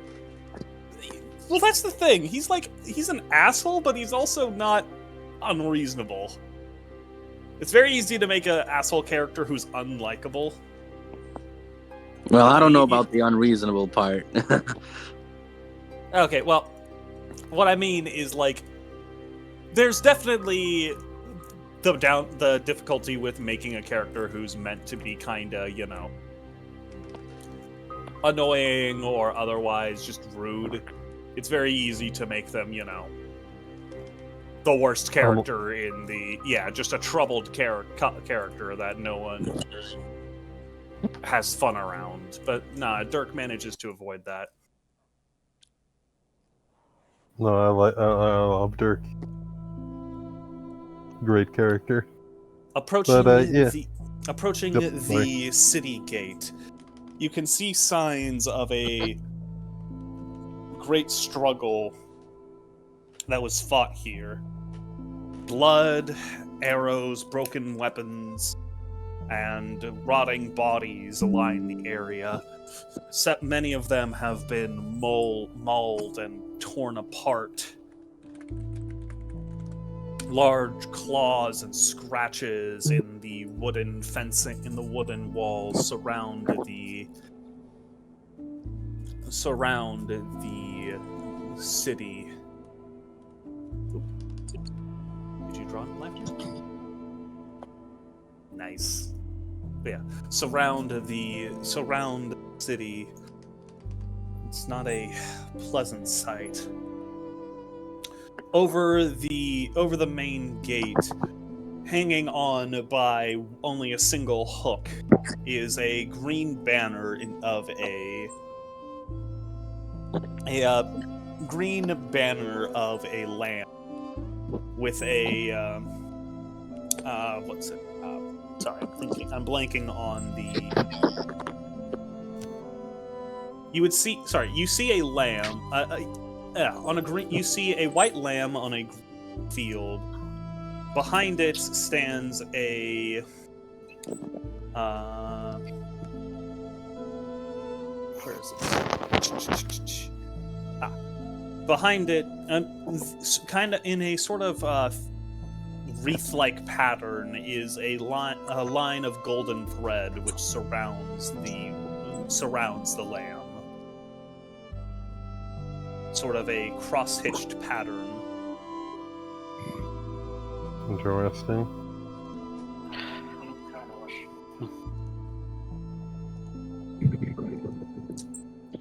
You are all...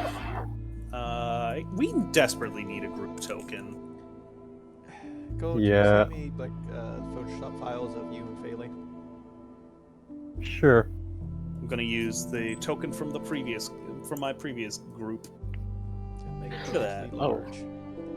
Well, if they've hung their flag on the wall, I do believe that means that we've missed them.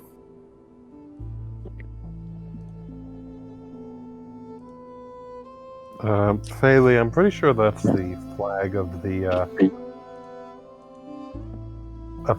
city of the noble of the Lanchester of the Berthanian family that the nobles. Damn, are you sure For you this weren't city? on Red Sand?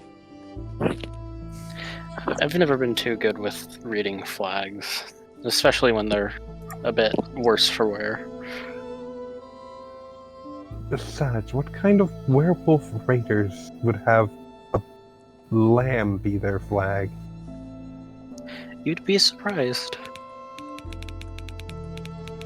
Do you know a lot of werewolf raiders? I've seen one or two raid caravans. All right then. Entering into the city.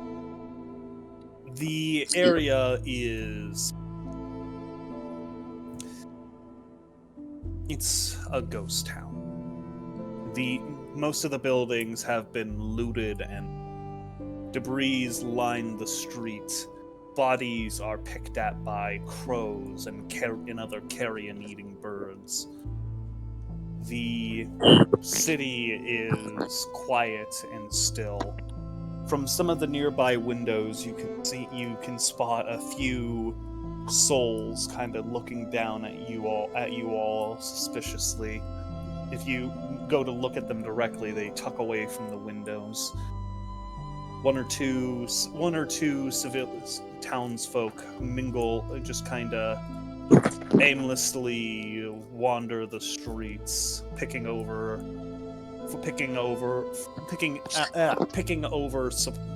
through crates and piles for anything of any worth. It feels as though the battle for the city is already ended.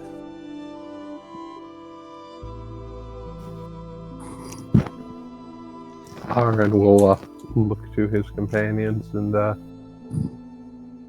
then settle on Nyulrin and nod for him to follow him.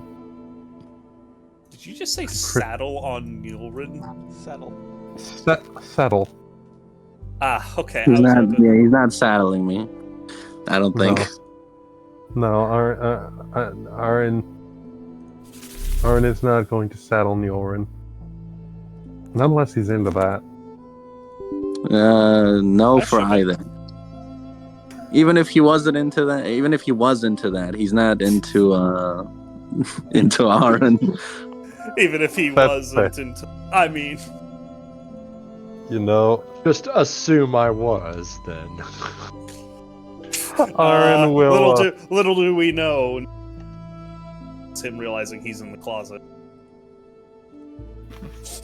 Anyways... You know, if this whole arranged marriage thing doesn't work out, then... Alright. Back on topic. Is going to nod to Nyulrin and say these people were just attacked by werebeasts, and I'm pretty sure were-dragons aren't a thing.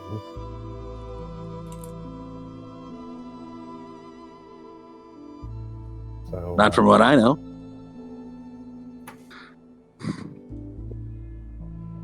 They should be relatively welcoming, as much as they can be, of you, I think.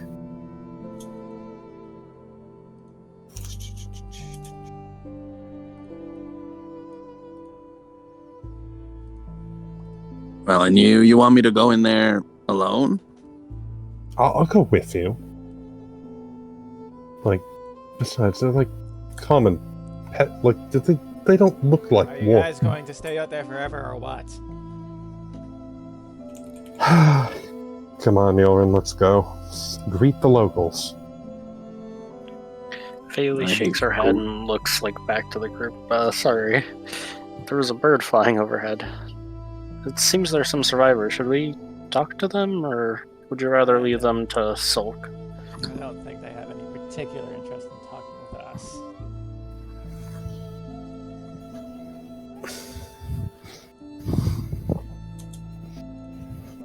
Are you approaching, or are you... I mean, if Nyulrin doesn't want to approach, then fine. Ahran will walk to them. No, I'm gonna. Maybe I'm we'll gonna go too. approach. Why not? Ahran will come along, give him some backup just in case. So, Ahran, remind me how tall you are. Like, Or not? No, Ahran and Nyulrin. Ahran is fairly short. He is 5'10". I am. I don't remember, but like 2 meters, 2'10". I don't. 210. About to say what the fuck's 2 meters, 10 centimeters. What the fuck is a kilometer? Try speaking in freedom units. It's the only language I know. How? What is that in gumballs? So that is... So 2 meters, 2.1 meters is around 6.9 feet almost. Nice. It's 6.8, but I had to make the 6.9. It's 6.88 something or the other, but I had to make the funny number. Is that exactly 2 meters or 210? 210. You know, let's make it 212 for the purpose. All right, yeah, he's exactly 69 feet tall. 6.9 feet tall, perfect. Jesus. You also send me the artwork on Failing. I don't have Fairy that, is but- actually really short. You don't have that. You're the one who drew it, aren't you? I'm not the I think one she who drew drew it that. herself, didn't she? Yeah, Were you the one who drew it? I was. I'm not the one shit, who it did looks the like gold Phalion. style. What? Just Well, because joke's the on you, character I has got big good for a minute. boobs and a fat ass does not mean it's my style. It does look like your style, though. Okay, can you send me a PSD file of that? I don't think I have a PSD, but I got this. You should be able to format it as such.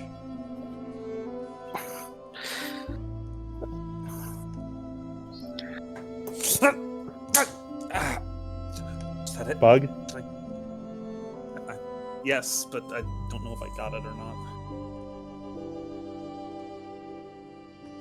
Damn. The DM is having a combat encounter IRL. Alright, but yes. So you're approaching the townsfolk? Correct. Alrighty. They are. I'm not. Yeah, the least furry in party members are approaching. I don't know, humans do have some fur. Yeah, I said the least furry. You approach and draw close to one of the... What you can see now, there's a few people that you could go to. There seems to be a blacksmith sitting on the step of his shop. There's a woman in a middle-aged woman who's just kind of picking through some rubble. And nearby there's a pair of men in a alley kind of eyeing your group with suspicion. They both look fairly rough individuals. They have some leather armor and swords at their hips.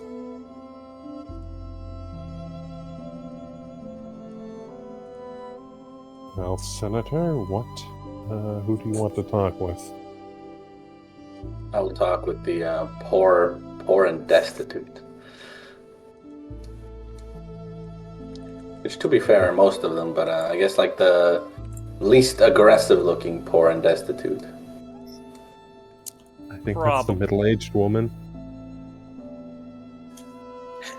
Yeah, probably. Haley will happily go talk to the blacksmith. Alright.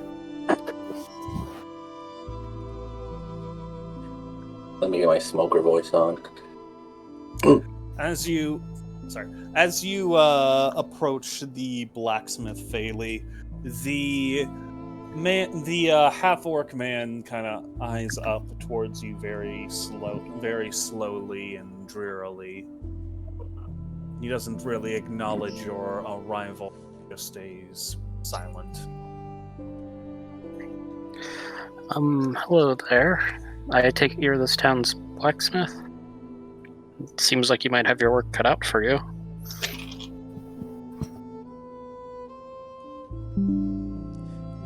He doesn't really respond to that, just kind of blinks despondently as he just says, if we ever rebuild.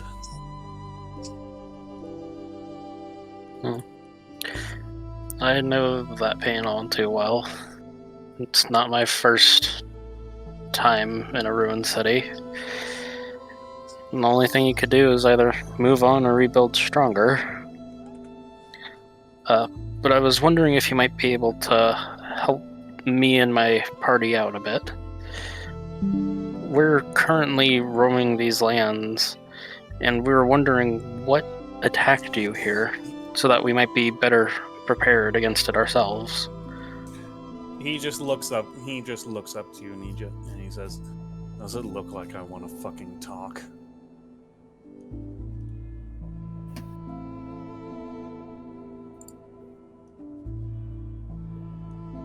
I'm sorry, Bailey, I didn't mean to be so mean.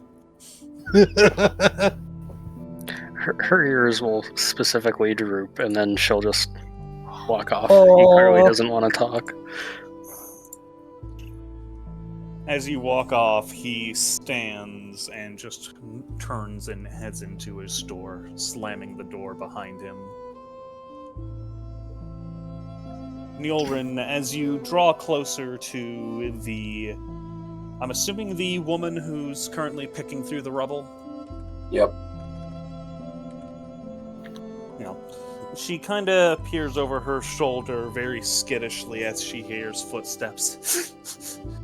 She kind of jumps and kind of sets her hand on a knife hidden in her sleeve, but kind of stops cautiously as she sees what's clearly a paladin. As she just says, "What do you want?" You can tell that she has not slept, perhaps for days. Around her eye, a thick layer of dirt and grime is coated upon her face, and around her eyes are several sort of lined channels in the dirt and grime, likely from tears. You would wage a guess. There doesn't look to be any bags near her, right?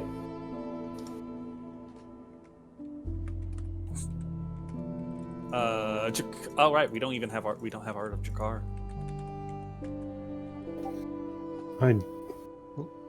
He's so good at stealth. Someone does need to draw Jakar. I'll actually get on Jakar. I'm actually about to say, if you want to do Phaley, I'll do Jakar. I don't know. I mean, Phaley drew. I thought Phaley drew that herself. So. Oh yeah. Though I might redraw all of them at some point to actually be a token art, because it's kind of a mishmash. We're getting styles. real Invincible Rex's funeral vibes. No, this.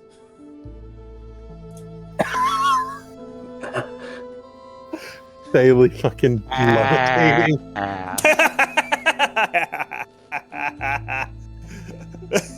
Look at fucking Ahran stepping on my toes, bro. That's not cool. Look, I don't think I can even dent your scales, man. I love the I still real quick, I just love the fucking Rex's spoilers for Invincible, god damn it. Oh. Well, it's already like a year since then, I don't care. I've read the just have them all, they just have the fucking PNGs. They're all in the just like merp. It would only be better if they were in T poses or some shit.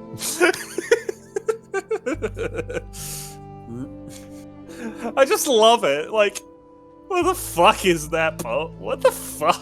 It's like, look at how unnatural it is. Like, look at Shapesmith on the left there. I mean, Shapesmith, I expect to have a pose. It like makes sense that. for his character. That is fair, but like everyone else. Yeah. Anyway, moving on. Moving on. Alright, does the woman have any bag near her? No, she does not. Okay, so she's not looking for loot. Nyulrin is going to get down on one knee so he's not, like, towering over her. I assume you are searching for someone. Do you require aid? When you say that, she kind of looks up slightly as she just says, I've been trying to find my husband.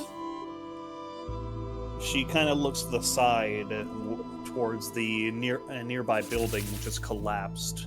Rubble flooded the street as she just says, I haven't found him yet. Nyulrin is going to look to Ahran and give him a nod.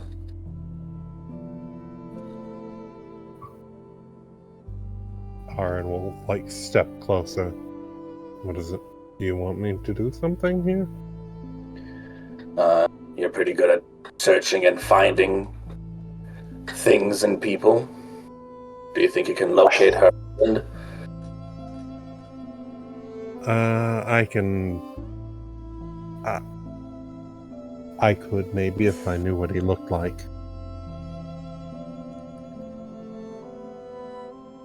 Unfortunately, I don't exactly have a description.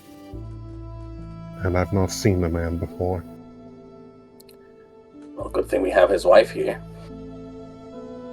Ahran will step forward. What does your husband look like? He's about your height. Blonde, dirty blonde hair. Blue eyes. What would he be wearing?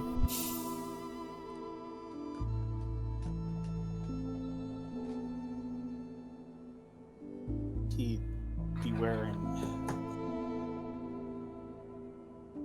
I don't remember what he was wearing that night. I think his overalls.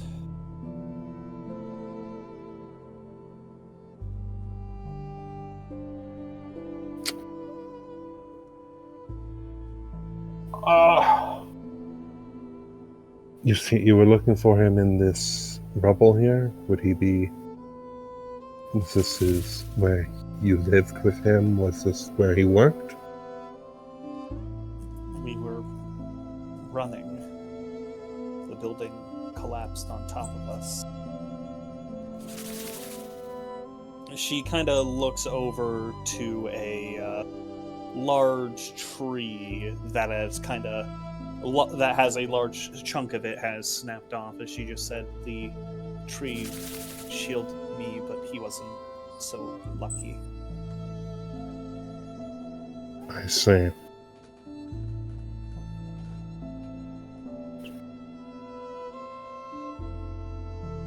You should get some rest.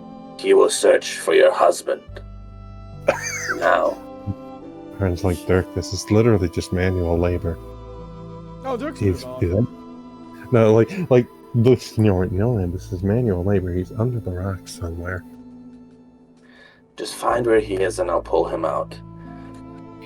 Ahran will sigh and begin looking for bloodstains. Nyulrin is going to ask the woman to give him her hand. She very cautiously gives it. He's going to use some lay on hands to heal her up a bit. She doesn't seem to be physically injured much other than exhaustion. But it certainly helps. Do you know where those that attacked you have gone? Do you know how many there were? Any information at all would be very helpful. She says, most of them return. Most of them, they usually leave in the morning. They, I don't know where they go. But they'll be back. They always come back. How long has this been happening? I lost track of the days.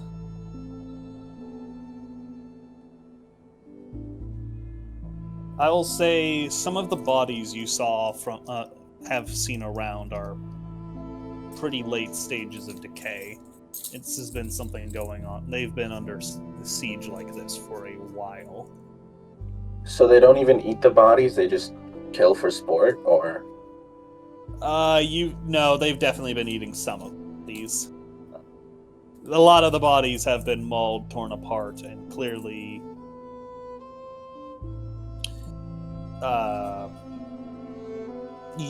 I don't know how to. There's been bodies have been left, but that might just be because they couldn't get to them in time.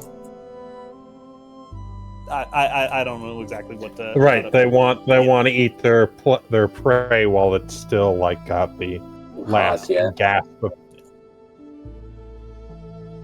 She does say that there are, and she does kind of look around cautiously as she says that there are still, some of them might still be here.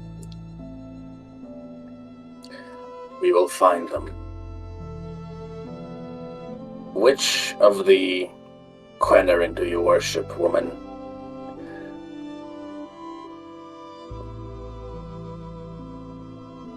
She is silent a moment, and she just says,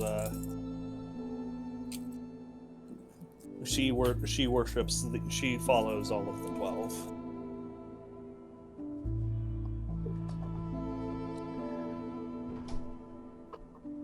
Well, I was going to say, most random people just don't like worship a specific god. They just venerate them all. Maybe generally. they put some more importance on one specific one, depending on their profession. Yeah. But what's your favorite Qener? What's your favorite Qenerin? No, it doesn't matter. Well, I mean, Maybe I'm definitely a just soul, luck, pleasure. Nice, nice. May the scales of Vitreous protect you, woman. We will ensure that something like this will not occur again. After we find your husband, make sure to find a good spot to hide at. She just says, when she says that, when you say that, she just says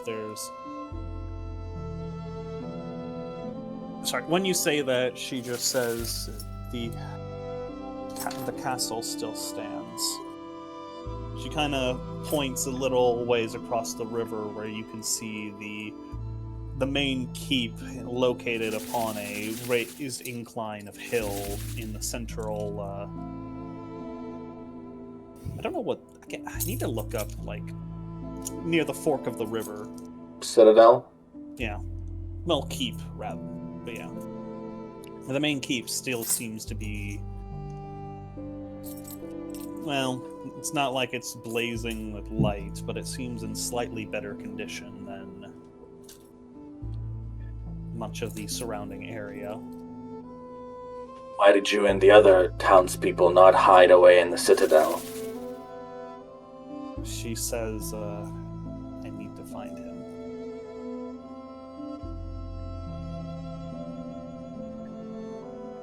Yes, but after you find him, you must go to the Citadel. Speaking of finding him, does Ahran have any luck locating where he thinks the husband might be buried under?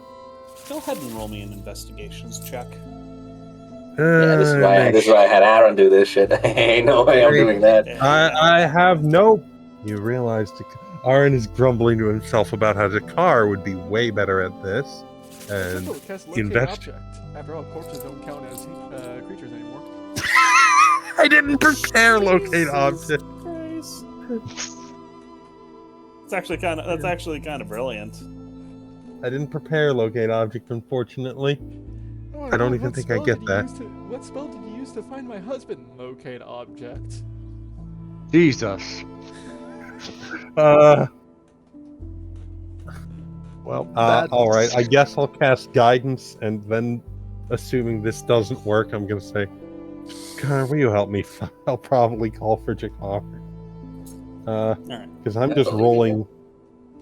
All right. I'm glad one of us does. All right. You know what? Go ahead and go ahead and roll. Oh. Yeah. I don't believe in you anymore. 11. As you examine the easily accessible sections of the rubble and don't seem to find any sign of him, the building itself was once about 3 stories tall, and almost all of it collapsed into the street here. It's a very deep pile of heavy stone and splintered wood. Ahran is going to go over to wherever Jakar is lurking in the shadows. I don't know. I'm everybody's just kind of gone forward, and I'm just like in the back. I don't know. Jakar, I mean, more than You're anything, gonna help us find for this totally not dead husband. Jakar, can you help me find a dead body? Why is Nyulrin the only one that thinks this guy may not be dead? Jesus. He had a building fall on him. Probably We've had our several souls days taken. ago. You know, that's fair. That's fair, actually. Jakar, do you want to help me? Jakar, can you help me find a probably dead man?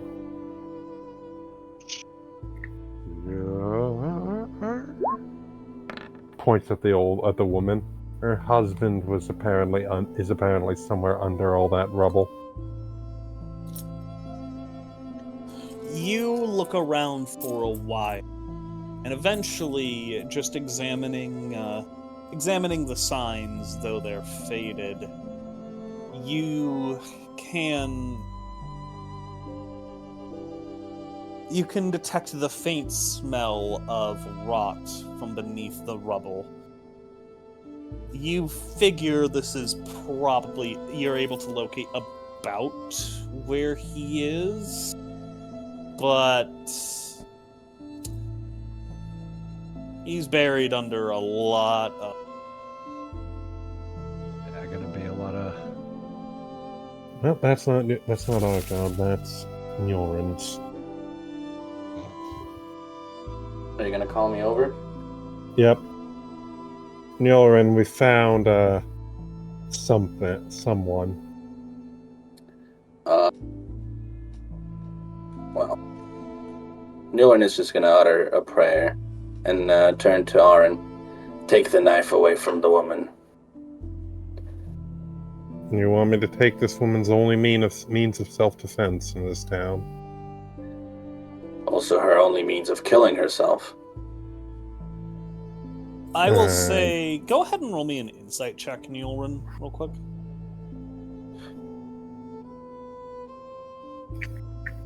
Oh boy. Hey. She doesn't seem... I will say this. She doesn't seem to be under any illusion that he... Okay. Judging by her tone, it's very clear she's looking to either give him a burial to ensure that his body is not defiled like many of the others you've seen around. Okay. Don't take her knife then. I'm gonna try and dig up the body. I will say it, as I said earlier, it is a lot of heavy stone and splintered wood. It will take a while to do, probably a couple hours. And that is assuming you're doing it on your own, and maybe with her as help, but you can do it. It will just take a while. What about with Bulin as well, my boy? He will He's certainly like speed. He'll certainly speed things up, but it will still take a minute. Try to get as much of a group effort. Alright, fine. Ahran will relent and participate in manual labor. Oh, I'm so sorry. I mean, if this is becoming a group activity, Faylee will help too. Dirk, do you want to Dirk, are you Long. going to be the only one sitting out? Long nope, gone. Long gone. Never mind. Alrighty. Okay. How long is long gone? Are you just wandering? Pretty much. Our main objective was to pretty much find the source of this werewolf issue. So, Dirk's looking for a werewolf. Yeah. That seems like it's something relatively ill-advised, but Speaking of that, I do have a werewolf detector, which, Seriously? well, kind of. Not really. Oh, is it detect good or evil or whatever? The divine sense, yeah. Fiend think or Divine Sense undead. picks up. Yeah, I don't. Like Divine sense seems like it's really underpowered, but then again, might just be coincidence. You know, back in 3.5, it would literally just detect if someone was evil or not. That would be really God, useful. how does it fucking make that moral judgment call? Because it weighs your soul against the actions you've undertaken in life, and if you were to die at that moment and go to hell, then your soul's bad. Your soul's evil. You're evil. Fair enough. All right. Most people are just neutral. Oop. All right. Oop.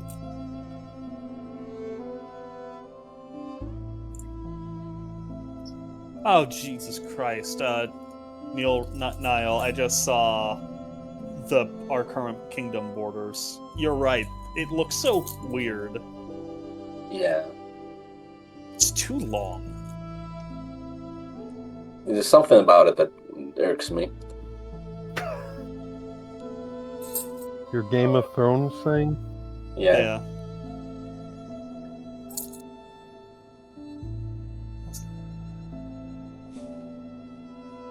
Alright, anyway. But yes. Alright, I need to roll something real quick then. What you rolling? If Dirk gets fucking jumped. We're about to be digging him up next. A hand reaches out of the rubble, pulls Dirk under. Alright, Dirk. I need you to roll me a perception check, if you would. Persniffling. 14. Alright. As you're walking through the streets of the city, your ear flicks, hearing a strange, almost chittering noise in a nearby alley. You kind of peer towards its source to see two large humanoid rat-like creatures standing over the body of, you're not entirely sure, you can't quite tell, definitely one of the townsfolk. You watch as one of the rats presses its fingers into the townsfolk's chest and pulls out a large chunk of flesh and begins to consume it. Disgusting. Very bad meat. And Dirk will just begin walking up on them. I love how that's his complaint. Oh, come on, it's not even fresh. Oh, I'm not arguing. I'm not saying it's not fresh. Pockets are in, but it's just bad. I don't get the taste. I don't get the point of human flesh. It seemed bland one time, and didn't try it ever again. Dirk is just monologuing this as he's walking up. But these two seem like a good enough start as to get business done. As you begin approaching, the two rats kind of stop and kind of lick their large front teeth as they slowly turn their heads towards you. Both stare almost dead-eyed towards you before kind of hissing towards you. Oh, don't even. Tell me, are the two of you even... What's the word? What is the word I'm thinking of? Just snapping my fingers. Smart enough to speak. Because I've got some questions and I'd rather make this day rather quick. They snap their jaws towards you. I'm going to snarl in return. Can I roll an intimidation? Go ahead. Oh, come on, 14. They're going to roll intimidation right back. Just like snarling. 9. We're just having a dick measuring contest over here, basically. They both snarl towards you. You snarl back. Go ahead and roll insight real quick. Fuck you, game. You do not see the light of intelligence in their eyes. These creatures seem... Yeah.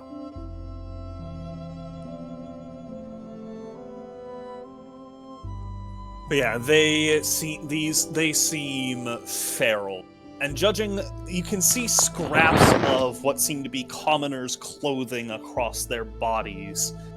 You have a feeling these might be townsfolk. Dirk doesn't care. I mean, he doesn't really know what lycanthropy really is. I don't think he rolled that well on his nature check when he was trying to guess. Oh wait, you rolled? When did you roll? I have no idea. Probably back when we originally heard it was lycanthropy that Dunwich was having a werewolf issue. I do not call that. Well, either way, either way, the two rats are snarling and snapping towards you. They seem a little hesitant to charge you. You're clearly a big tough boy who might not be an easy meal. And it seems right now they would much prefer that you decide to fuck off rather than fight. They are attempting to be the bark instead of the bite, it sounds. Yeah. He's like just standing there, like tapping his feet. What other useful shit can I get from them? Question, how far away is this from the rest of us? That's a good question. Let me... Probably a while, because all of you were there for a while, trying to...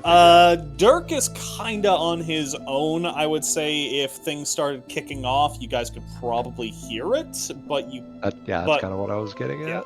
You're definitely close enough that you'd probably arrive after a round or two of combat. If I'm only like 120 feet off...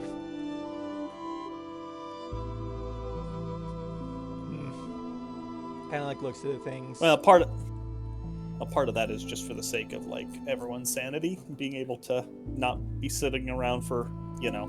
Oh, I know. That's why I'm not totally going to get into this fight. I don't know anything. I wouldn't know anything about like lycanthropes being able to turn back into human form, would I? I mean, I would say that's common knowledge, but if you think Dirk might not, I would go ahead and roll nature.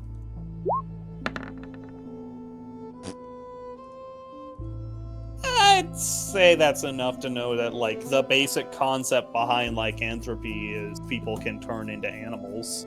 But I wouldn't know if they are able to return back to their original mental focus. Yeah, you wouldn't know if it's something that could be, you wouldn't know that. shrugs and just begins walking back. The two rats stare and kind of keep their alert pose. And as soon as it seems as though you are leaving them be, they immediately turn their attention back to their meal. You hear the sound of bone snapping as one of the rats yanks back the corpse's arm, causing the bone to snap as he tears the limb off. Thanks. Dirk would return to the rest of the group to see that they are currently working to help free the woman's husband's body. Oh, where were you, lazy bones? Get acquainted with the local rats. Would these rats happen to be the sort that goes about on 2 legs or 4? 2. They didn't seem the talkative type, though. Ah. Do we know if there's any cure to lycanthropy? Go ahead and roll. Probably be what would you like to? What do you think would be appropriate based on your character's skills and knowledge? Nothing. Yo, persuasion? Can I persuade myself to know? No. Yeah, I guess medicine. That would be the only thing that makes sense for Nyulrin. Religion? I don't think is lycanthropy cure religious though? That's something I'd been thinking about. I mentioned it once, and then I think we kind of haven't touched it. The idea since is the idea of instead of me picking what the skill check is, you would say something like, "Hey, I want to get through this door. Can I try and persuade the person to open it or something?" You know, you justify that how you could use a skill to potentially pass a check, rather than me just saying, use investigation, or something. You said something like, "Hey, can I examine the architecture to see if there's a structural weak point or something?" I don't know. So if you can, I guess I'm trying to say, if you can justify a way that Nyulrin might have knowledge on it, on a specific topic, using one of his skills, I'm game with it. I would say medicine or religion would work. It's not it. I would assume like folklore goes under religion, and werewolves certainly have lots of folklore. You know, I'm gonna. I'll try and justify history. That also works. Yeah, Nyulrin, he's an educated little noble, especially in history. So, if he's ever read anything about prior lycanthropy outbreaks, how they've been dealt with, things like that. Alright.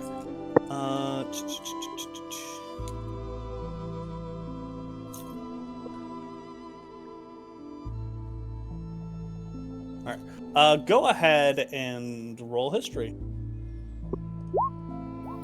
Damn.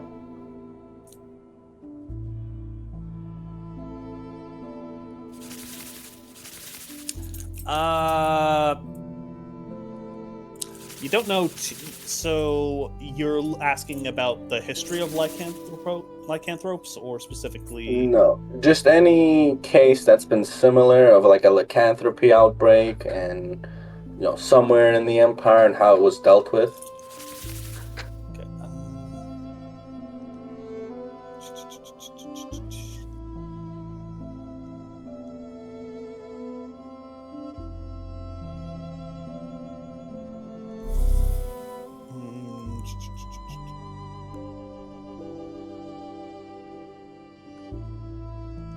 I'd say you don't really know much. You know some general stories about their history, but mostly it didn't reveal.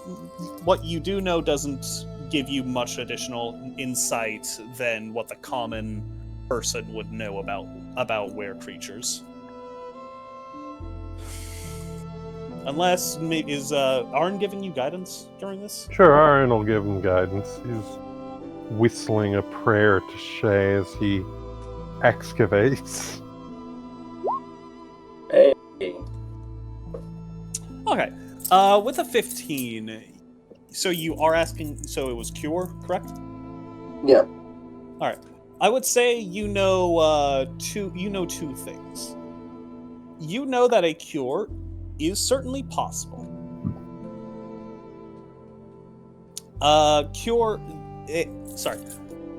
Lycanthropy is not necessarily a disease. It both is and isn't. It is technically a spreadable curse, is the technical definition of it. It is, while it's not a disease in the traditional sense, you won't be able to cure it with cure disease or lesser spells. It is possible to reverse it through the use of powerful magics and a few more esoteric rituals, though you wouldn't know what those are. You know it is possible, but it is difficult.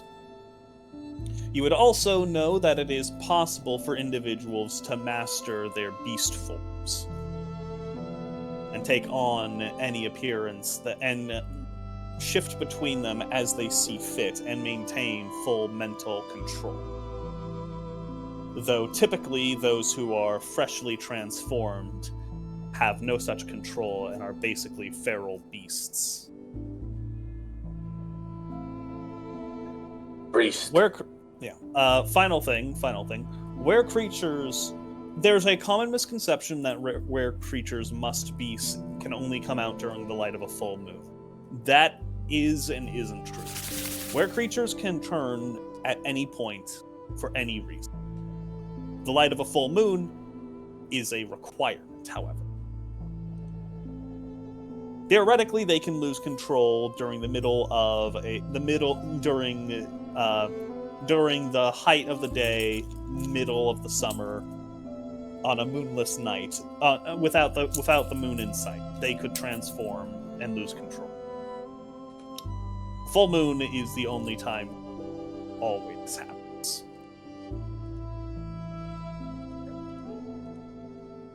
And it also empowers them.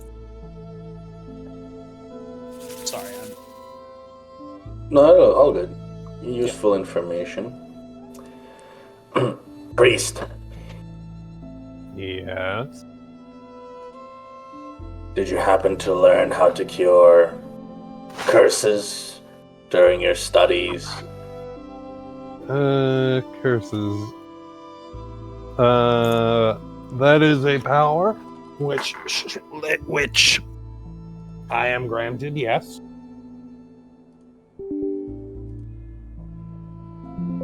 Would you happen to know how to specifically cure lycanthropy? Let me think. Lycanthropy.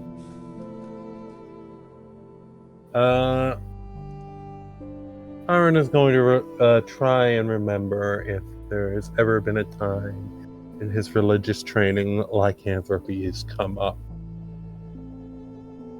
what would you like to roll? I would like to roll religion. Go ahead. Religion. 20. Alright. You would know lycanthropes, while it can be cured, put simply, it requires a very extensive rituals that are quite difficult to perform and oftentimes extremely expensive.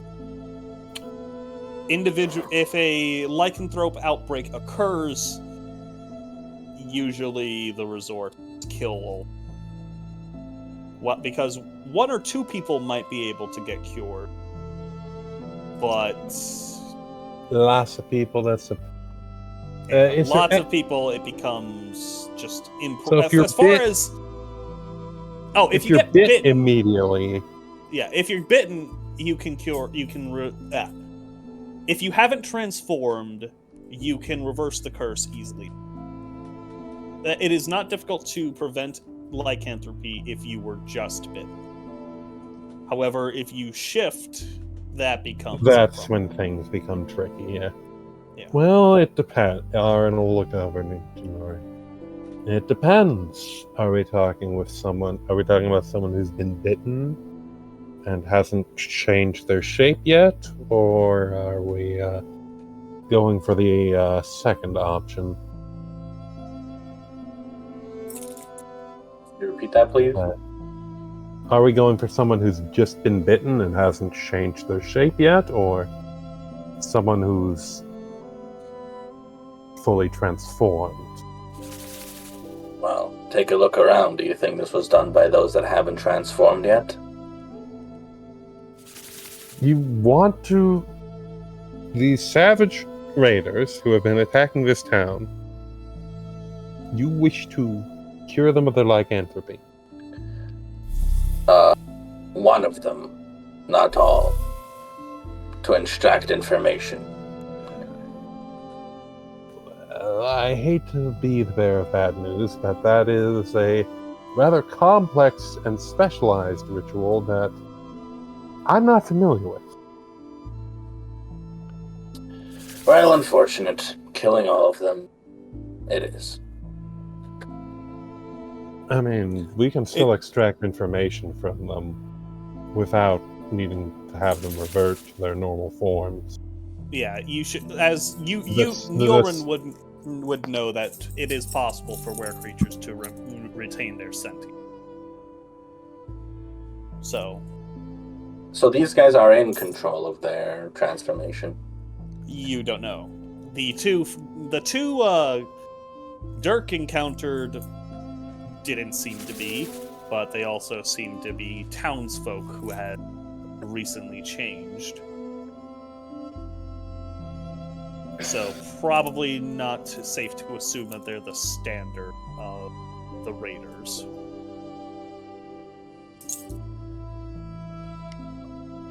Well, even if it isn't for information, at least the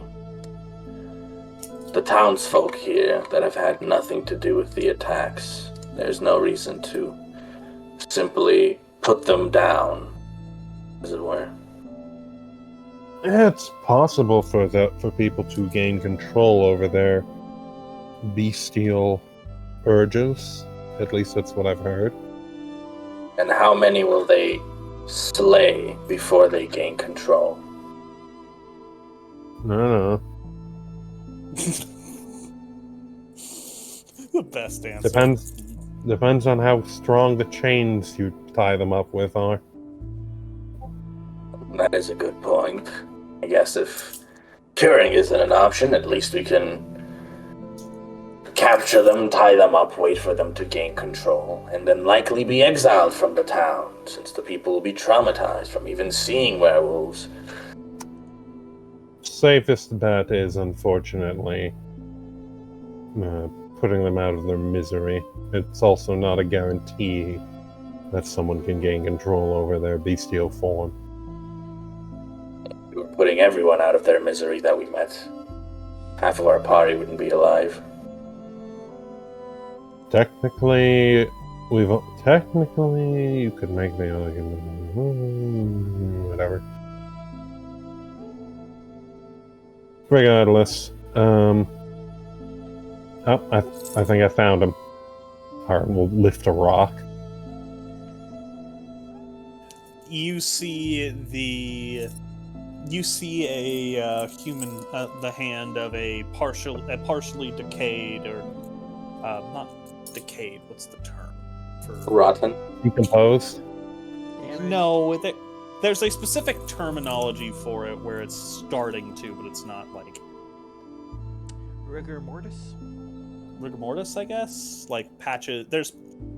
Parts of the flesh are turning black, and it's necrosis. Yeah, necrosis has set in.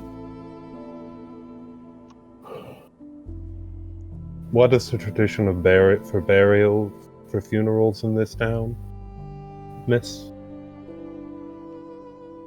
She says she can handle it herself, but thanks you all the same. Ahran bows and like continues to help getting him, the man free of the rock before letting the woman say her goodbyes. Right then, are we going to say hello? Are we going to say hello to those two fellows who have been lurking in the alley this whole time? No, I've been waiting on all you. Thank you, Dirk. Your manners are ever so impeccable.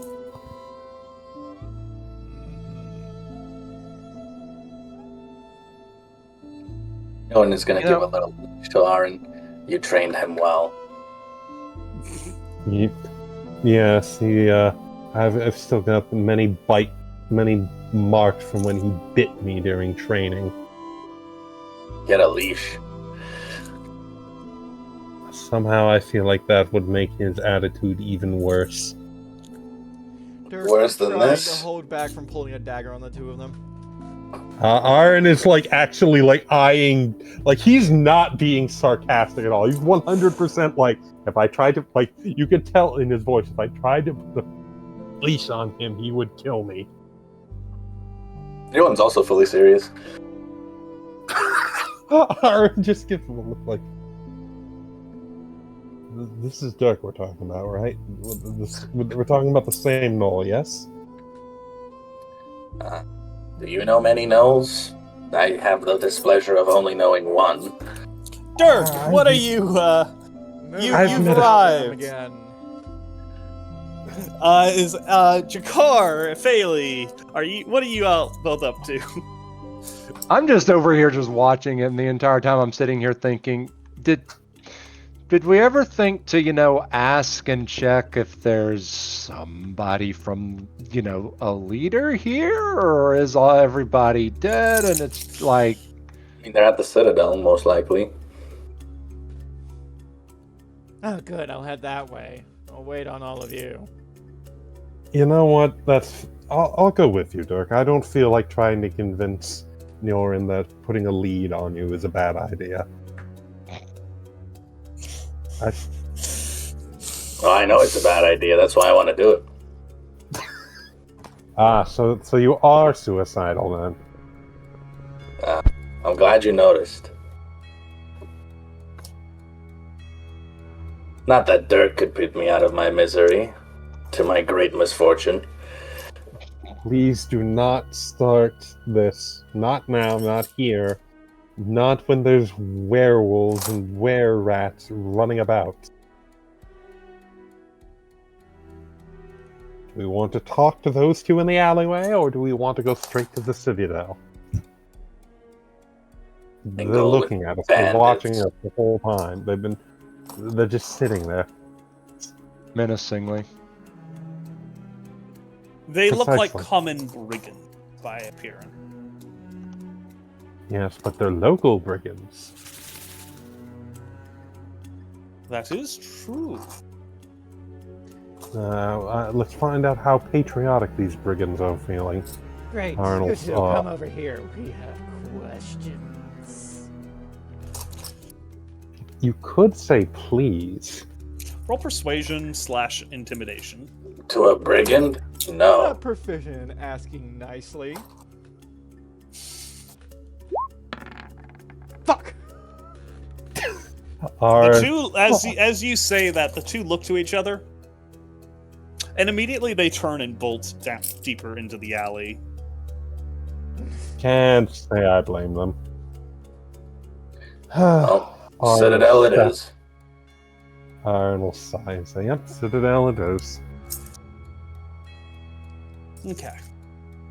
As you all make your way through the streets of the city, you would see occasional figures in some of the back alleys, were-rats that have been left behind from the various attacks. The feral creatures eating just anything they can get their clawed hands upon, but they seemingly are. It seems they are, by their nature, rather cowardly little beasts. Sometimes they will kind of peek out towards some of you all and be preparing to make their move, but quickly spot the rest of the group and almost immediately back away. But they're cowards. I mean, I would argue they're intelligent enough to not want to pick a fight with a group of heavily armed individuals, but well, when I said feral, I meant like operating with bestial instinct. Knowing to not pick a fight they can't win isn't much of a show of intelligence. yeah, like I'm gonna look at them. You realize knowing not to pick a fight you can't win is considered the most basic form of cunning. Shush, I'm just gonna grab him by the face and start dragging him. I have a quick game question. Go ahead. For armor, when it says 18 AC, is that including dexterity or without it? Without it. Should be You do not. No, without it. If you're looking at your plate armor, it is a flat 18. But if it's stuff like leather armor, it'll say 11 plus. Excuse me. So it's the dex is not calculated then in the 18. No, yours is a flat armor class. Yes. So dexterity doesn't go on top of it because it's heavy armor. Yes. Okay. Sorry, Senate. It's okay.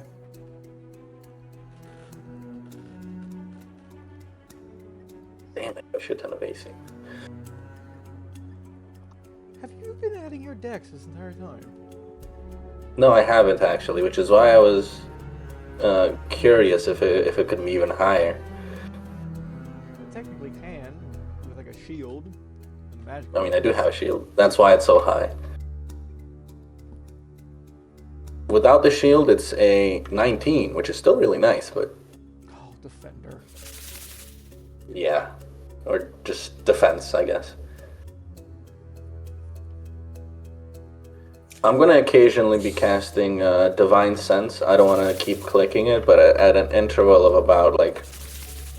Or not even interval. Whenever Nyulrin enters an area that is 60 feet away from the previous area where he was, he's just going to cast it to see if there's You realize you have a limited use on those things, yeah? Yes, I have 5 uses of them, which is a lot. Let's see. You all begin approaching the citadel. The castle itself is nothing compared to the royal keep in Lenchester, or even the Duke's estate down in Fanthrop. But it is a hardy structure and well defended. The stone walls which encircle it have likely proven far more resilient than the wooden palisades against claw and fang. But even here, there is evidence of significant damage.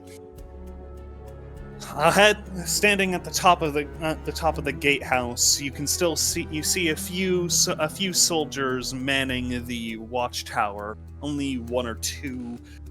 And as they see you all approaching, one of them kind of raises a crossbow up and points it towards your group as he calls out, "Come no closer!" Ahran will, pry his face free from Dirk's hand, retching. By the gods, have you ever washed that? No. You don't want to know where that hand's been.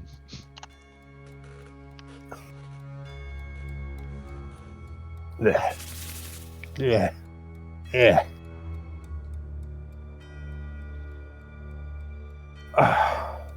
Aye, we are holding, sir. State your name and business! Oh boy. Alright. You can just see Ahran going through the mental checklist of false identities he's used in the past. We were sent by the king down south. Here to help you with your rat and wolf issue. You see the man's posture kind of straighten slightly as the crossbow lowers just a half inch as he looks around, as he just says, "Stay right there." Yes, go get your superior. Please do. I'll turn to look. We're not going anywhere. That was quick. I'll have to admit, I do appreciate your direct approach here. Thank you.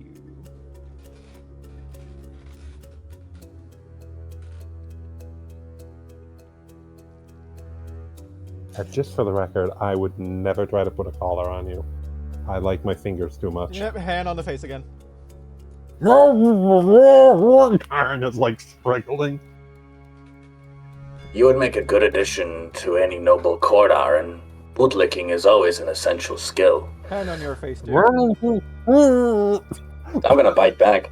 I will roll a grapple check. Good. Do I also roll athletics? Sure. Sure. Fuck! Why? Every single time! Chomp. Ah. A moment or two later, you would see a pair of guards, one seemingly an officer, kind of peer out over the ramparts towards you all. As he just he calls out, "You were sent by the king?" Yeah. He fucking swing his hand just like after getting out of Nyulrin's mouth. Yes. Kinda pull his hand, pull his face for you. Hand again. Indeed, we were sent by His Majesty to assist in the werebeast, in dealing with the werebeasts that plague this city. Look, I know I can't count that high, but I think I said the same thing in one word. He looks at you all. He kind of looks you all up and down, clearly a little bit of suspicion. He kind of turns his head towards the setting sun upon the horizon and just says, "All right, let him in. Get inside quick before it gets dark out." Open the doors quick before it gets dark out.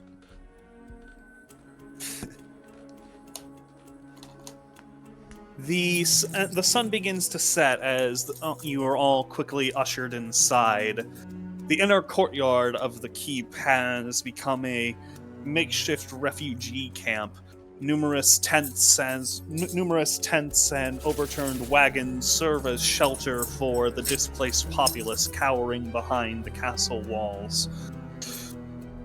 There are men, women, and children are all kind of huddled together around campfires, kind of whispering silently to each other.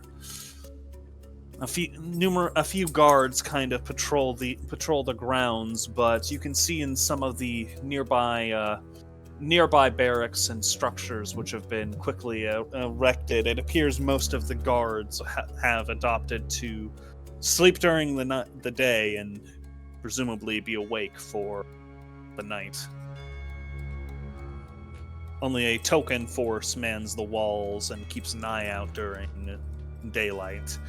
Based on what you've seen, while there are a handful of were rats which stalk the streets for the unwary, nothing immediately could threaten the walls of a bastion like this.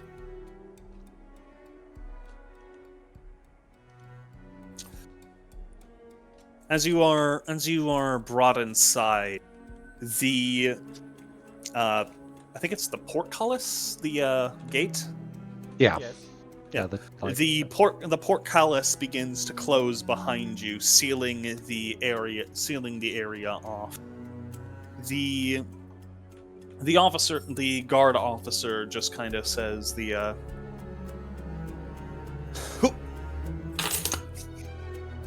it. Thought I had it that time. What are you doing? Nat. It's been bugging me the last 3 days. The singular Gnat. Anyway, The singular Gnat. The soldier the soldier just sends that the countess would want to speak. If you truly were sent by the king, the countess would want to speak with you. But I am going to need to see some kind of proof you were sent by the king. As a reminder, I do believe you guys should have the king's mark, as you were given his authority to investigate the shit. Yeah. Yeah, Certainly. Would this be sufficient?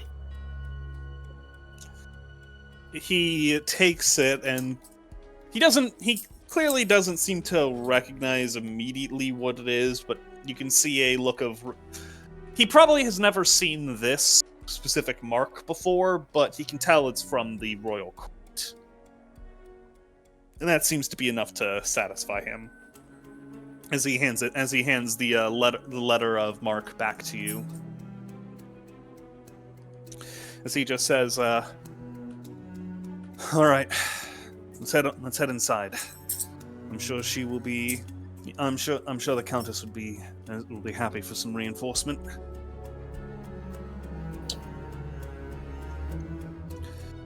Lead the way.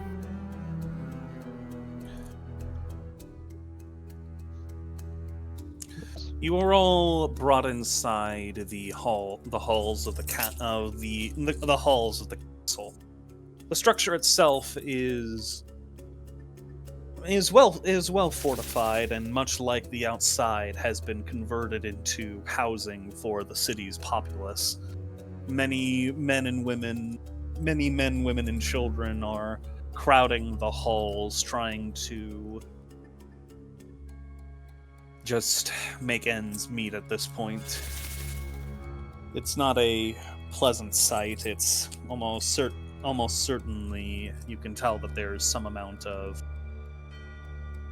well, they've likely been under siege for a very long time, and there are a lot of people here.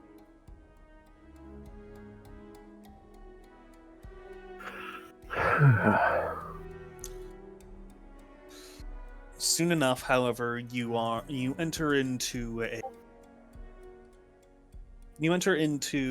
throne room within the castle. The room itself has clearly seen better days, but sitting upon the throne, you would see a human woman in a ornate yet somewhat practical dress. It looks as though it's regal. It's definitely befitting a noble woman, but it's clearly, well, made with practicality and mobility in mind, as well as elegance. Yes, if she needed to, she could probably run if she had. The countess rises from her throne and approaches you all. Placing a hand over her heart, she bows her head respectfully. I am Countess Shannon of the House of Wessex. I welcome you to my city, though I do wish it were under better circumstances. As do we.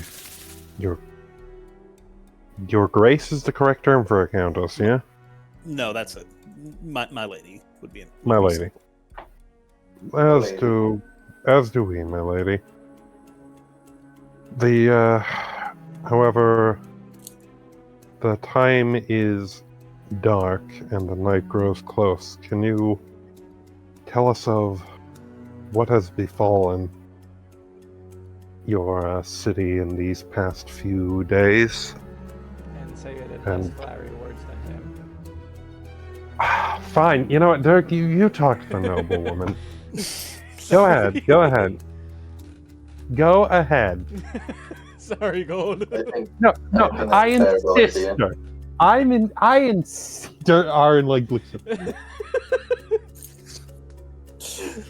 When the Gnoll finally gets on the cleric's backside. But Do you want to talk to her, or do you want me to talk to her? I can talk to her. Want to place bets how long until we're executed? I can't fucking wait. 10 minutes. That you have a lot more faith than I do. Alright, Same. fine. If we get out of this without being executed, I get money. Dirk, the only way we'll get out of this without being executed is if someone saves your ass. Is that a bet?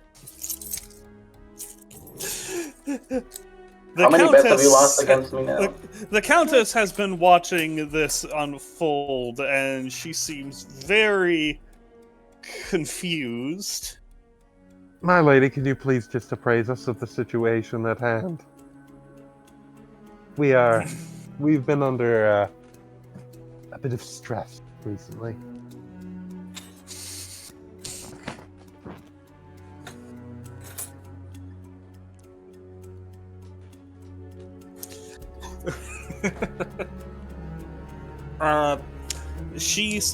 The Countess kind of sighs before looking to all of you as she just says,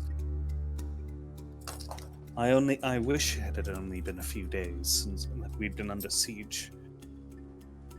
We are looking closer to a month, maybe 2 at this point. The days have mostly blended together. 2 months. They only breached the walls a few days ago, maybe a week and a half or so. But they have been hounding us for a very long time now. We do not know we do not know who they are or why they are here. They appear many of them appear to be Northmen by their disposition and appearance. A tribe of wolfkin, predominantly, though there is a number of human among their rank as well.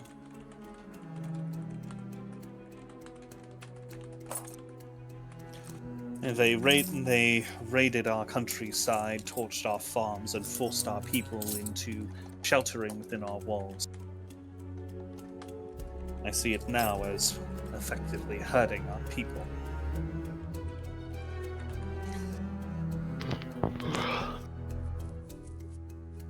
Those creatures are hard to kill, to put it simply. Right. A werewolf's hide can only be pierced properly with an enchanted weapon. Enchanted or silver. I will note this. They are not immune to non-magical weapons. They simply have resistance. Alright. Alright. So... Yeah. Do we have a number on how many of them there are? She says, we do not. A few hundred, enough to siege the city. Hard to say how many of my people have been turned into feral beasts, which now haunt our streets, preying upon anyone who dares outside the castle walls. Alright.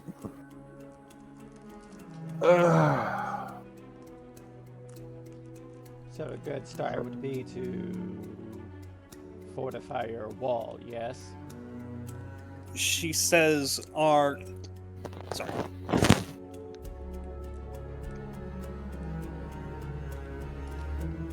She kind of just kind of slouches as she just says, I suppose. I don't really know.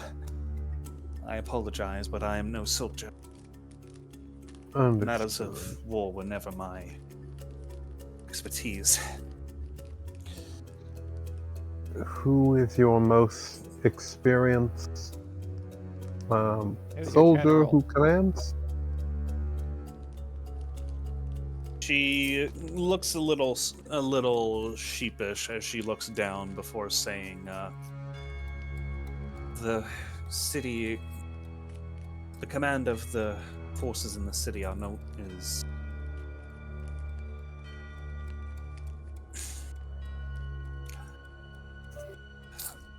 she kind of sort of a koan motion. She just says, the city likely would have fallen already, but we have received help. From? You would hear from nearby, from behind a pillar, a man steps out and just says, "Well, I suppose that would be my cue." Vampire Someone person, with even or more than that. Vampire. Why is he transparent? It's not transparent on my Stepping out from behind a shadowed pillar, you would see Lucan standing before you, a slight smile on his face, and a very overly dramatic and heavily flourished bow. Please don't become as flowerful as this one.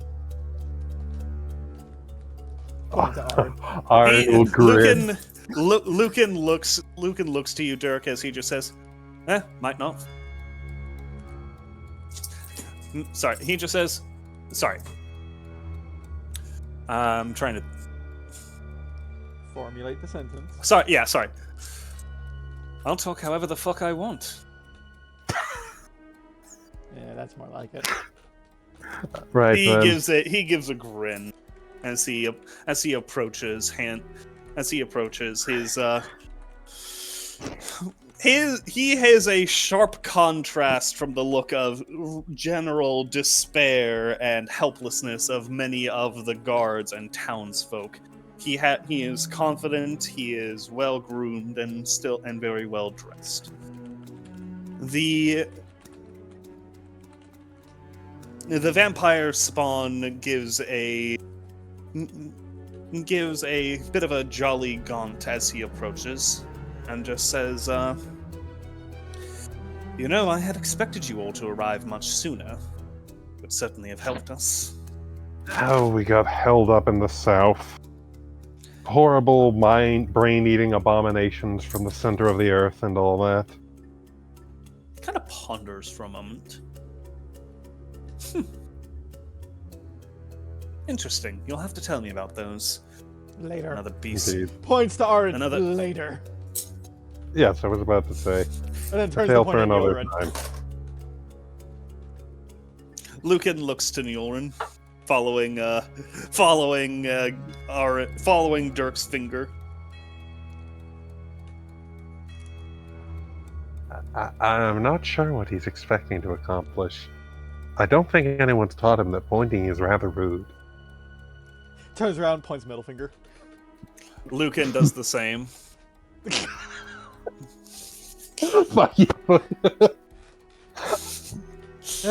Anyway, so what have you gotten?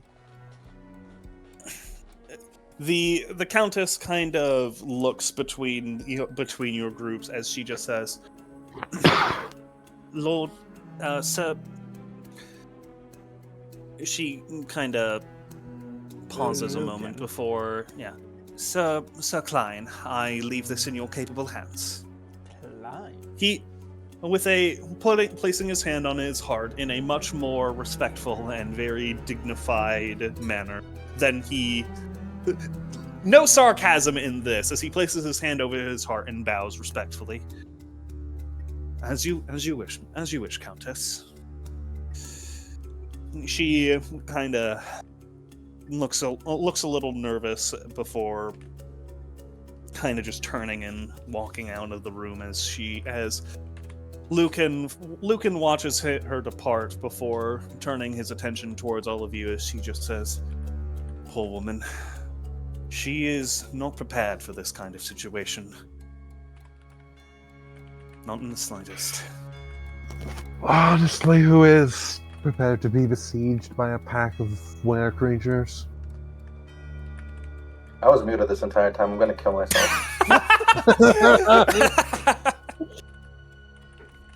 I was talking so much shit, I'm like, damn, everyone's ignoring me.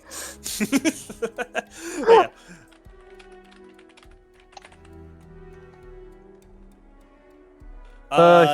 He's a vampire. Oh no, I remember. Bailey doesn't.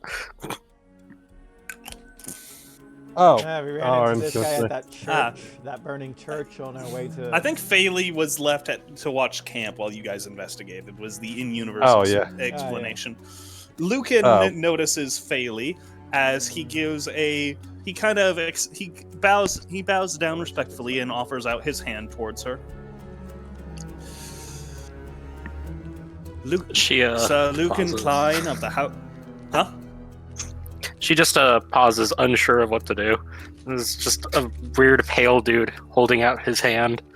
It's a vampire from Twilight. Yeah, he introduces himself. Lucan Klein of the House of Ravenswatch. Sorry. Croft? Yeah, Ravenswatch. Ravencroft, thank you. Yes.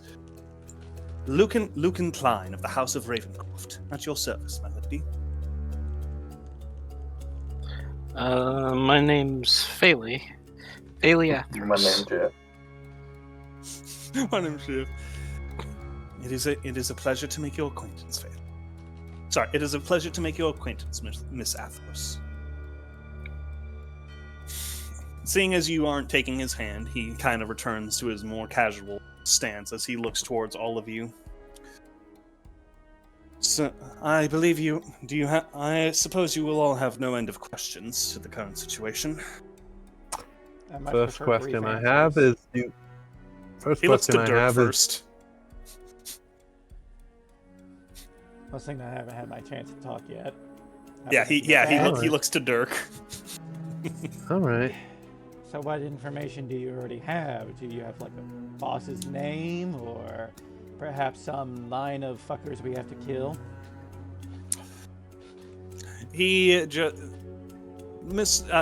Lucan just says, it is good you mentioned this. Pause. What? What? What's he selling? Sure. Ian's coming into my room. Continue. I have headphones on. Okay. But yes. It is good you ask this. Yes, we do have an identity for the ones responsible for this. He does kinda look to you all with a slight smirk as he just says, an old friend of yours actually provided me this information. Really? Old friends. Yes. But allow me to regale you on his behalf. Yeah. This tribe of Wolfkins, led by a warlord named by the name of Athos. He's claimed power. He claimed much power and influence in the northern wastes of Agisha. Why he has traveled so far south is anyone's guess. But one way or another, he has arrived here, and we must deal with him all the same. Athos appears to be the ringleader and responsible for all of this. If we can find and kill him, well, cut off the head of the pack, kill the alpha, and the pack shall scatter. I'm willing to bet that it's not so simple as he leads the assaults on the keep himself, is it? He says, if it were that, I would have already claimed it. Right.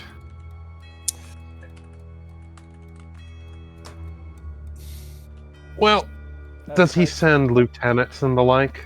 The tribe leader's name is Athos? Correct. Okay, making sure I got that. Dirk, Nyulrin, and Ahran, go ahead and roll me a perception check.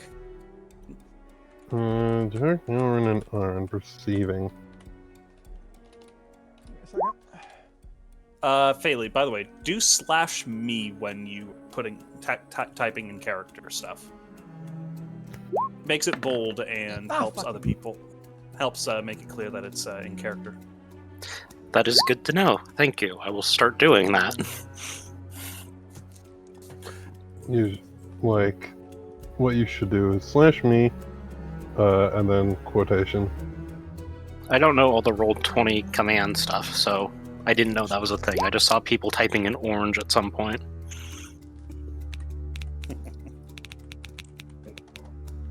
Forgot to do that earlier myself. With the boot, with the boots, with the fur. Not battle pass. Oh god. Alright, continuing on. Faley, can you do it real quick? See if you got it.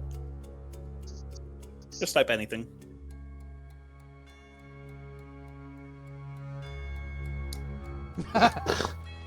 Dice. /kill.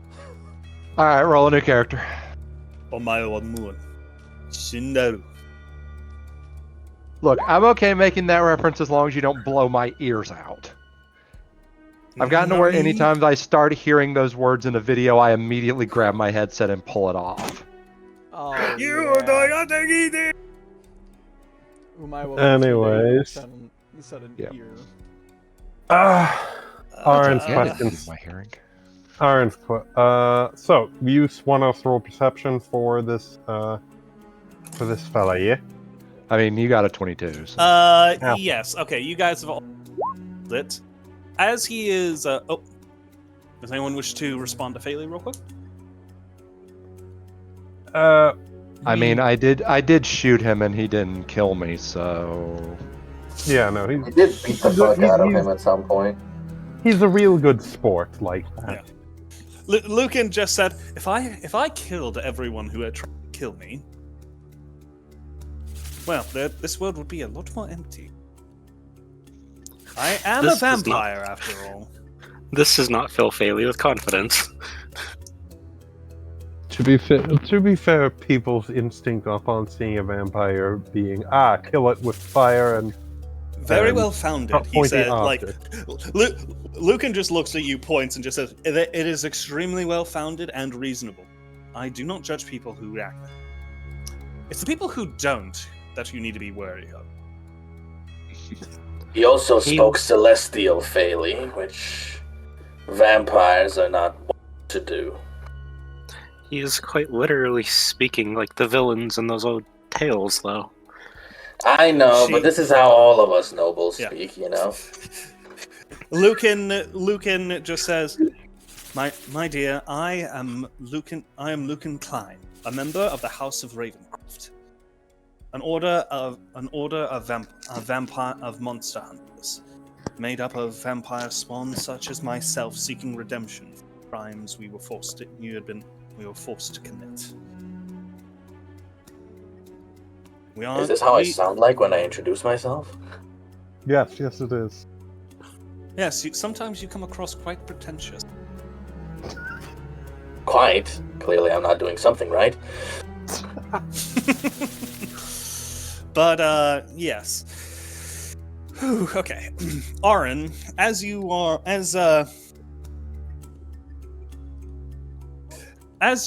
are... Sorry. Athos, right?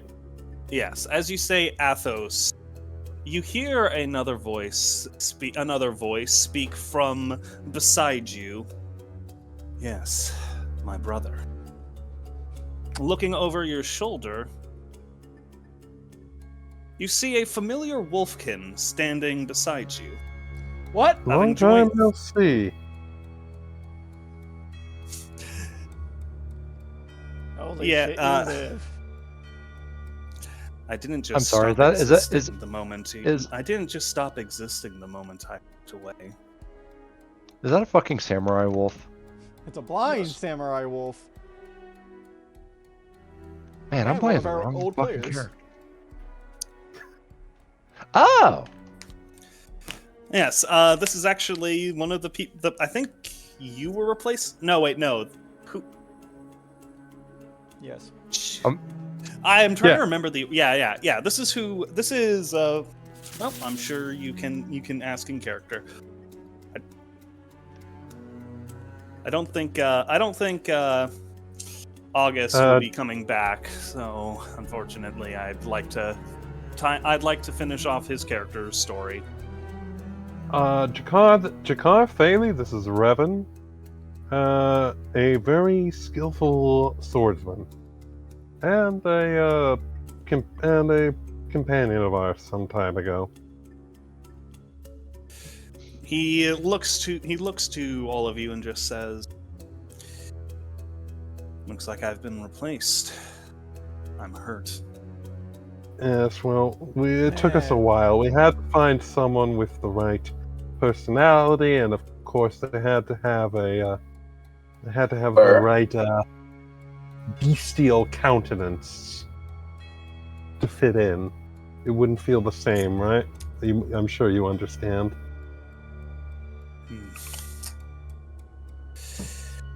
I do. I am sorry I left without saying a word. When we arrived at the city, I heard talk. My brother. I went to investigate, and I came here. I see. Well, Lucan kind of looks across. Lucan just says, kind of claps his hands together, so he just says, how I love reunion.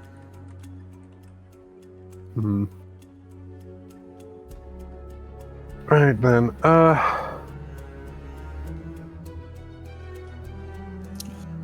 to the topic at hand. The attack that is no doubt impending. I presume Athos sends one of his, lieutenants or some such thing to lead the attack?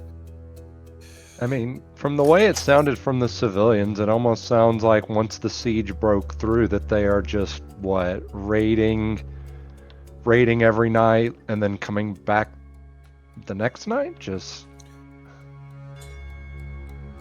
They attack at night, kidnapping and abducting whoever they can. Kidnapping who they can, killing those they can't. Here's a more up close picture. Bailey, where did you go? Oh. Sorry, what? Hello? Faley just poofed. But yeah, they attack every night. They raid the city for any valuables, take who they can, kill those who resist, and bring them to a hidden lair in the mountains.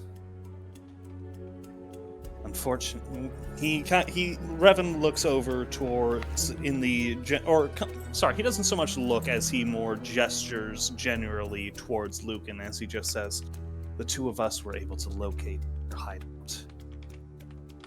But the two of us alone would not be enough to defeat them.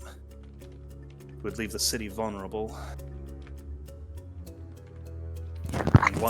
It would leave the city vulnerable. Lucan just kind of says, I believe it would be quite apt to say the two of us are the only reason this place is still standing at this point. I see. Alright then. Well, go ahead. Well, if we already know where it is, I think it's Point us a direction and we'll get it done. I do have the word. one concern.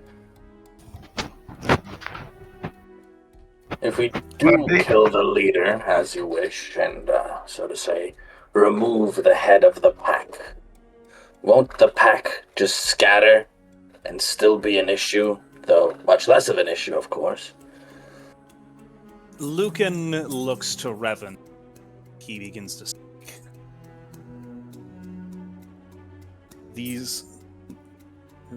They are of my tribe. And our tribe and my tribe follows strength. I was once meant to become its leader. But my brother challenged me. Took my eyes from me. And left me disgraced. I wish to return the favor. I mean to confront, challenge him in front of the tribe. I will reclaim my and bring an end to this badness. All right. Question. Regards to your challenge, are you allowed to seek out the wisdom and blessings of a wise man, or is there a no magics allowed rule? You are free to use any means to achieve victory. Poison your blades, magic. Any tool in your arsenal is fair game. The only caveat is no one else may draw blood against them. All right, sweet.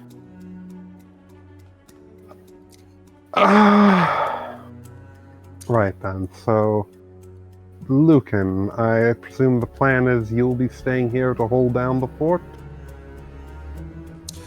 He does say, if I must, if I must, but I believe our group could, if we move swiftly, the 7 of us could prove all the difference. I did not fancy our chances, just the 2 of us.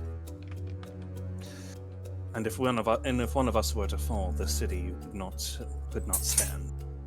But all of our skills combined, I believe it would be in our best interest. Strike as one. Fight, cut our way to the beast, and let Revan make his challenge. Alternatively, we could try a more subtle approach. Ahran looks over to Dirk to see what his reaction is. We're just waiting and listening. All right. Come on. I know someone's going to ask about it, so go on. Right, what's the subtle approach?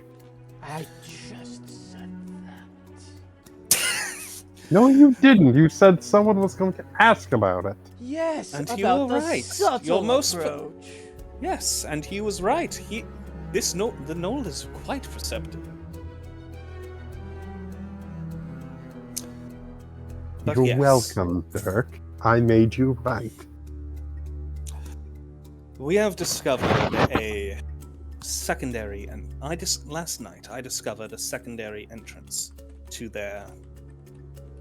I've discovered a secondary entrance. I gave it a cursory investigation. I believe they use this area in order to, dispose of rotten meat. Revan just says, it's a corpse shoot. Yes. That.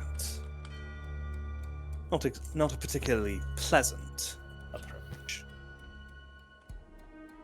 but it does appear to be on.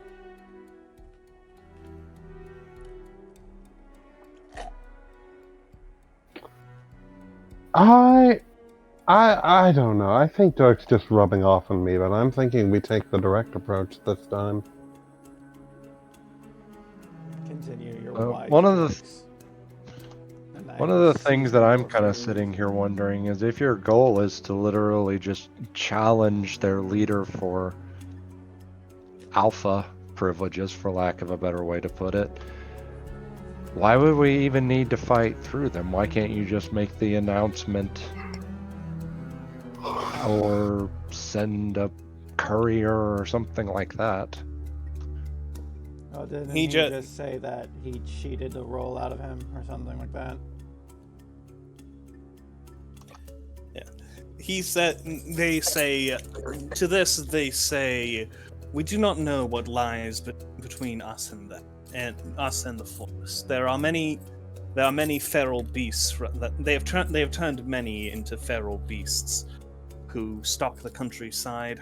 Approaching their den will prove difficult, and they attack anyone who draws near. It will be.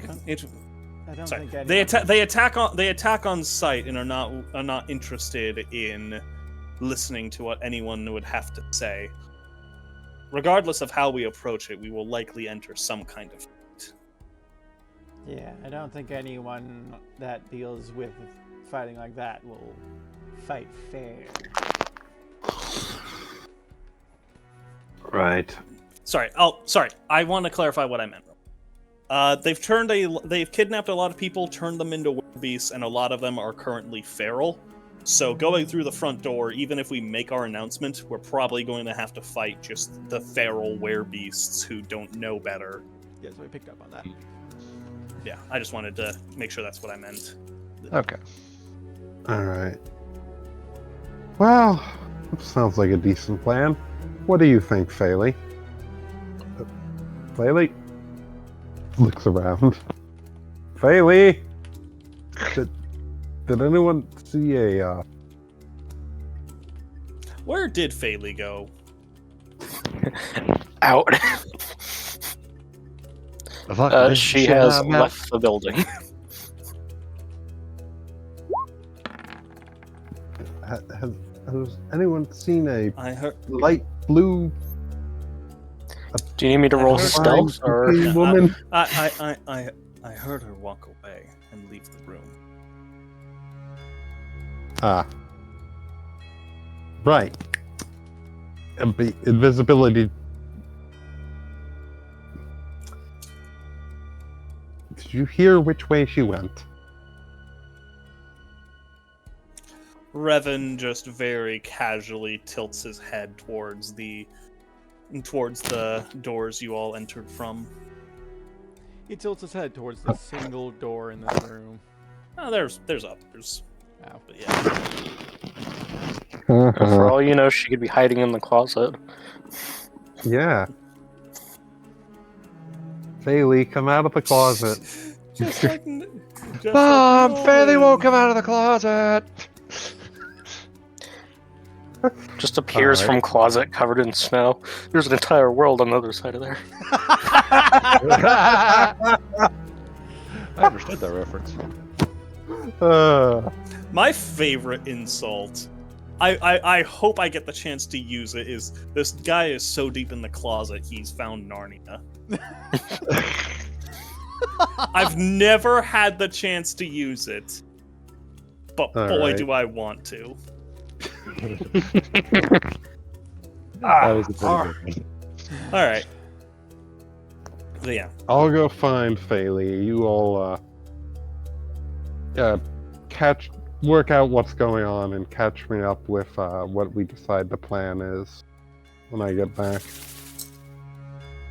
Lucan ultimately just says, regardless of what we decide, we are up against the clock, so to speak. Though it is the full moon will be rising soon. Not tonight. It's about 2 days out. So, best not to fight the werewolves when they are at, their strongest. Seems like a simple enough idea.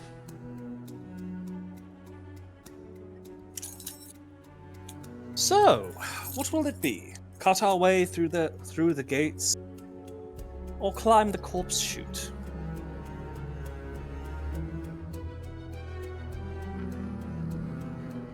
I don't. Both approaches are, I suppose, dealable.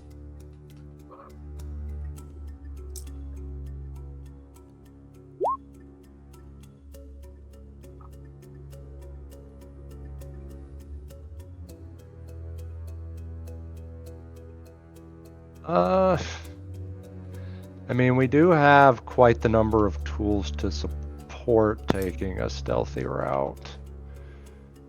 I'm pretty sure Ahran has passed without trace. Huh? My main concern is him. Points to Nyulrin. He can be rather loud. Oof. In that clanking armor. I'd say I disagree. Still, if our choice is stealth and a direct attack, then really doesn't make any difference whether or not we get detected eventually. Is that not the issue? That eventually will be quite early if I come along.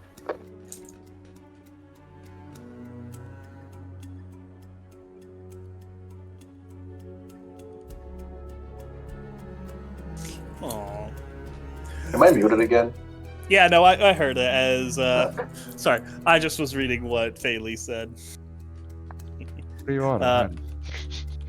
Yeah. Ahran just says, kind of ponders a moment as he says, not Ahran. Ahran? Sorry, Revan ponders a moment before he says, perhaps 2 teams. One can attack the gates and draw the attention, while the other infiltrates quietly. Albeit a little more risky. But it could allow us to play to our respective strengths. It's certainly not a bad idea, but what about, like, will we still have enough, each team still have enough strength to not get wiped out? Particularly the up-front team. Lucan ponders for a moment as he says, a valid question. I would... he does say, whoever goes up front doesn't necessarily need to win the fight. They could attack and then withdraw at their own leisure. They simply need to take attention away. He looks across the group and just asks, who's best at running? Locks onto Jakar. Probably me. Then again, the problem is I'm also the sneakiest. Yeah.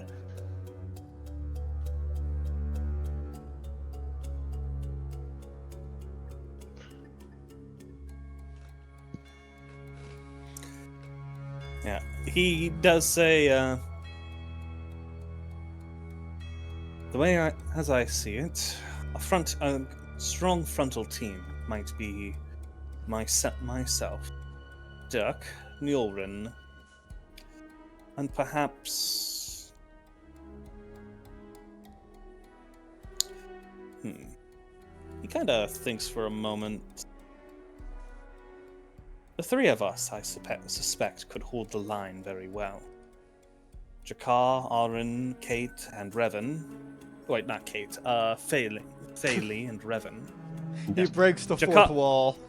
Yeah, Jakar, Ahran, Fayli, and Revan infiltrate up the other path.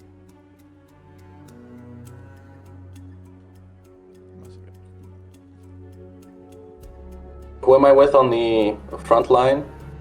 Lucan and Dirk. I'm just gonna say Fayli's pretty good at running, just not very fast. True, but there's also the element of who would be the stealthier. On the one hand, doesn't Fayli have Fireball? Yes. That is true. Yeah, Fayli could also be useful on the front. And she's also kind of the wild Polymorph card. and Twin Spell. Yeah, she's kind of the wild. You know, maybe Kate join. Yeah, maybe and Fayli freedom joins... of movement too. Yeah, maybe Fayli joins the front team. Yeah, that's kind of what I'm thinking. I mean, if you had a choice of putting more... Men wouldn't be the right term. Well, all except for one, I guess, technically. But more people in splitting between an assault team and a stealth team, it would make more sense to have less people on the stealth team. So yeah, Revan, Ahran, Jakar form stealth team. Lucan, Dirk, Nyulrin, and Fayli. And Bulin. And Bulin, yeah. Knock on the front door. Does the knight get to do some cavalry charges? Yes.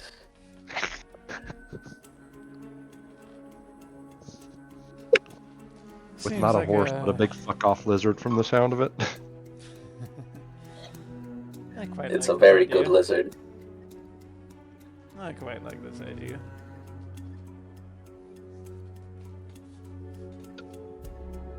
Well, I think it's fun. Yeah. does anyone have any further business? Any news to discuss? Announcements for the group? Shrugs. Well said. I mean, aside from the fact there are rat people running around in the city still. Even.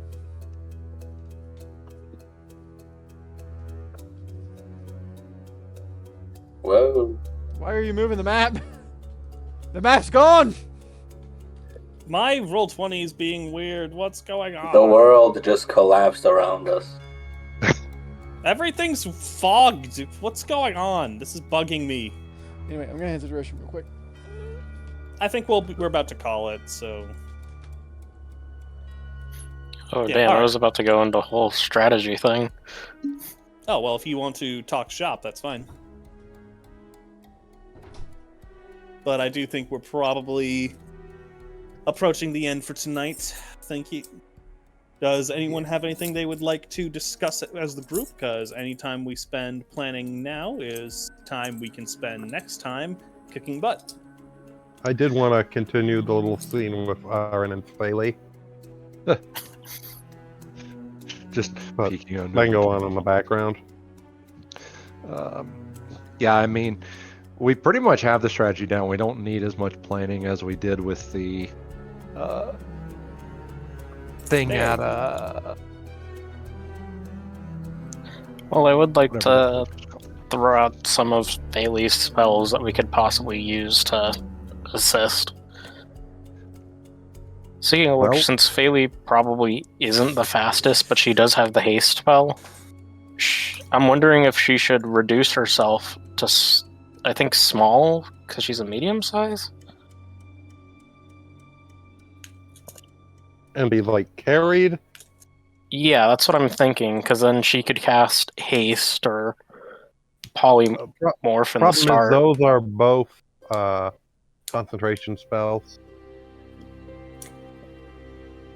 Yeah, so she couldn't do both at the same time, unfortunately. What is Fayli's movement speed?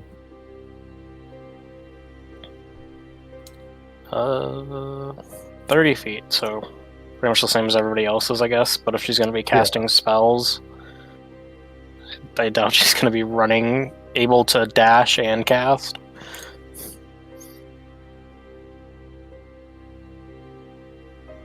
I'm sure Dirk could carry her if he has to.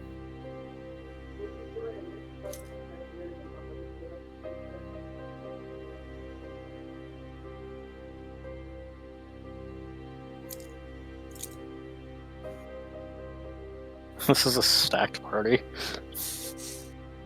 It really is, if you think about it. Like, this is a... Yeah. We are fighting a god that has destroyed multiple worlds, so... Well, I meant, like, right now, this is a pretty good party comp. Yeah. I would say yes, but I'm not sure what vampire fuckboy is. He's just I think he's straight up just a vampire spawn. He's got to be mastermind rogue. He is not a rogue, but he is a fighter by his technical. He is an Eldritch Knight. Does he have the typical vampire spawn powers? Yes, he does have those in addition to his class level. Okay, so boy has regeneration.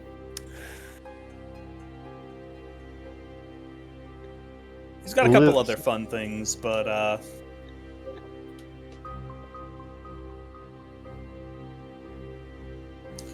we will leave that for... Cross those bridges when we come to it.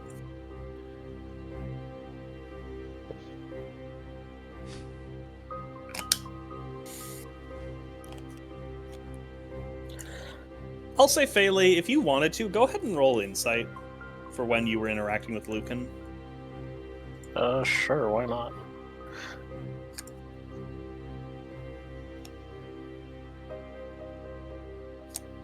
Oh, insight's actually one of my good skills. I'll say you got the vibe. He definitely looked extremely intimidating, but his general demeanor, his body language, and just the look in his eye radiated a sense of kindness. Bit of sarcasm, maybe, but you didn't feel threatened by him in any way. No, it was the other one that you ran from. Oh! Yeah, Revan will kill you. He's evil. No, I'm kidding. I mean, good to know that the vampire isn't planning some mastermind kind of thing. But also, like, Samurai Wolf comes out of nowhere. That is a big nope on my part. Alright. Does anyone have anything they would like to bring up with the group? Nah. Not that I can think of. When are we having Taco Tuesday? Next Tuesday.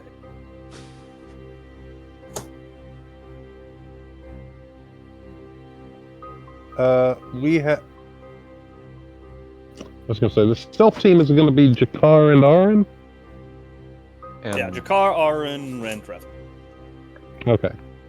And our job is to basically sneakily escort Revan to to his brother, where he can then challenge him, and Ahran will, I don't know, throw a few buff spells on him, and let him go to town. Correct.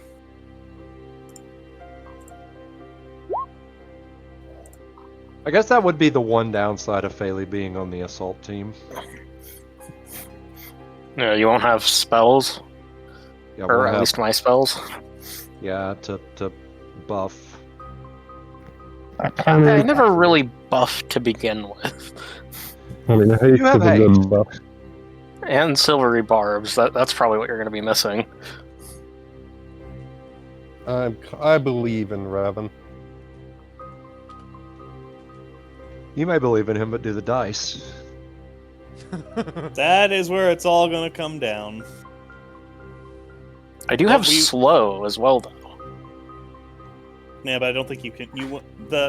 You can buff your allies and so in that regard, but directly interfering would probably be frowned upon. Silvery Barbs Yeah. is kind of a bit too direct.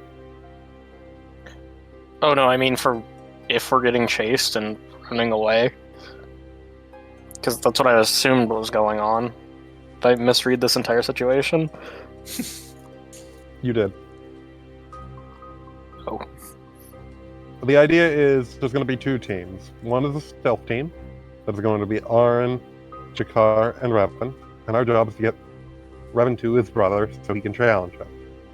The other team is going to be making as much noise and destruction as possible so that to make our job, the sneaky team's job easier. Yeah, Thalie doesn't have that good of a stealth stat, but she can make a lot of noise. Oh, sweet, I have a vial of poison.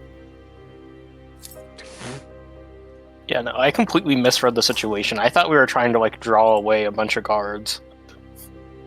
You are. But also... Well, I mean, get them away from, the entire camp and, leave it completely open for the stealth team. I mean, if you can do that, great.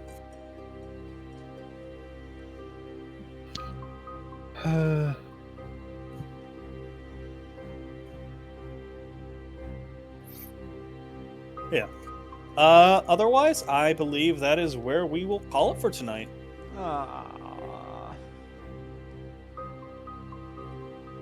Hey, sweet. Next session will be quite enjoyable.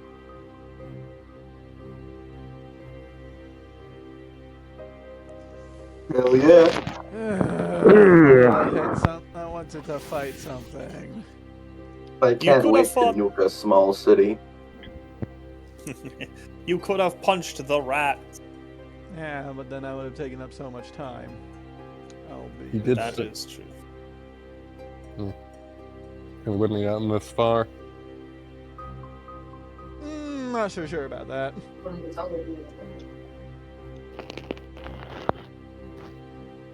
I guess no one is stopping you from going into the sewers and trying to find the rats to beat them up. They're not even in the sewers, they're on the streets. Well, they probably retreated into the sewers, though, let's be fair.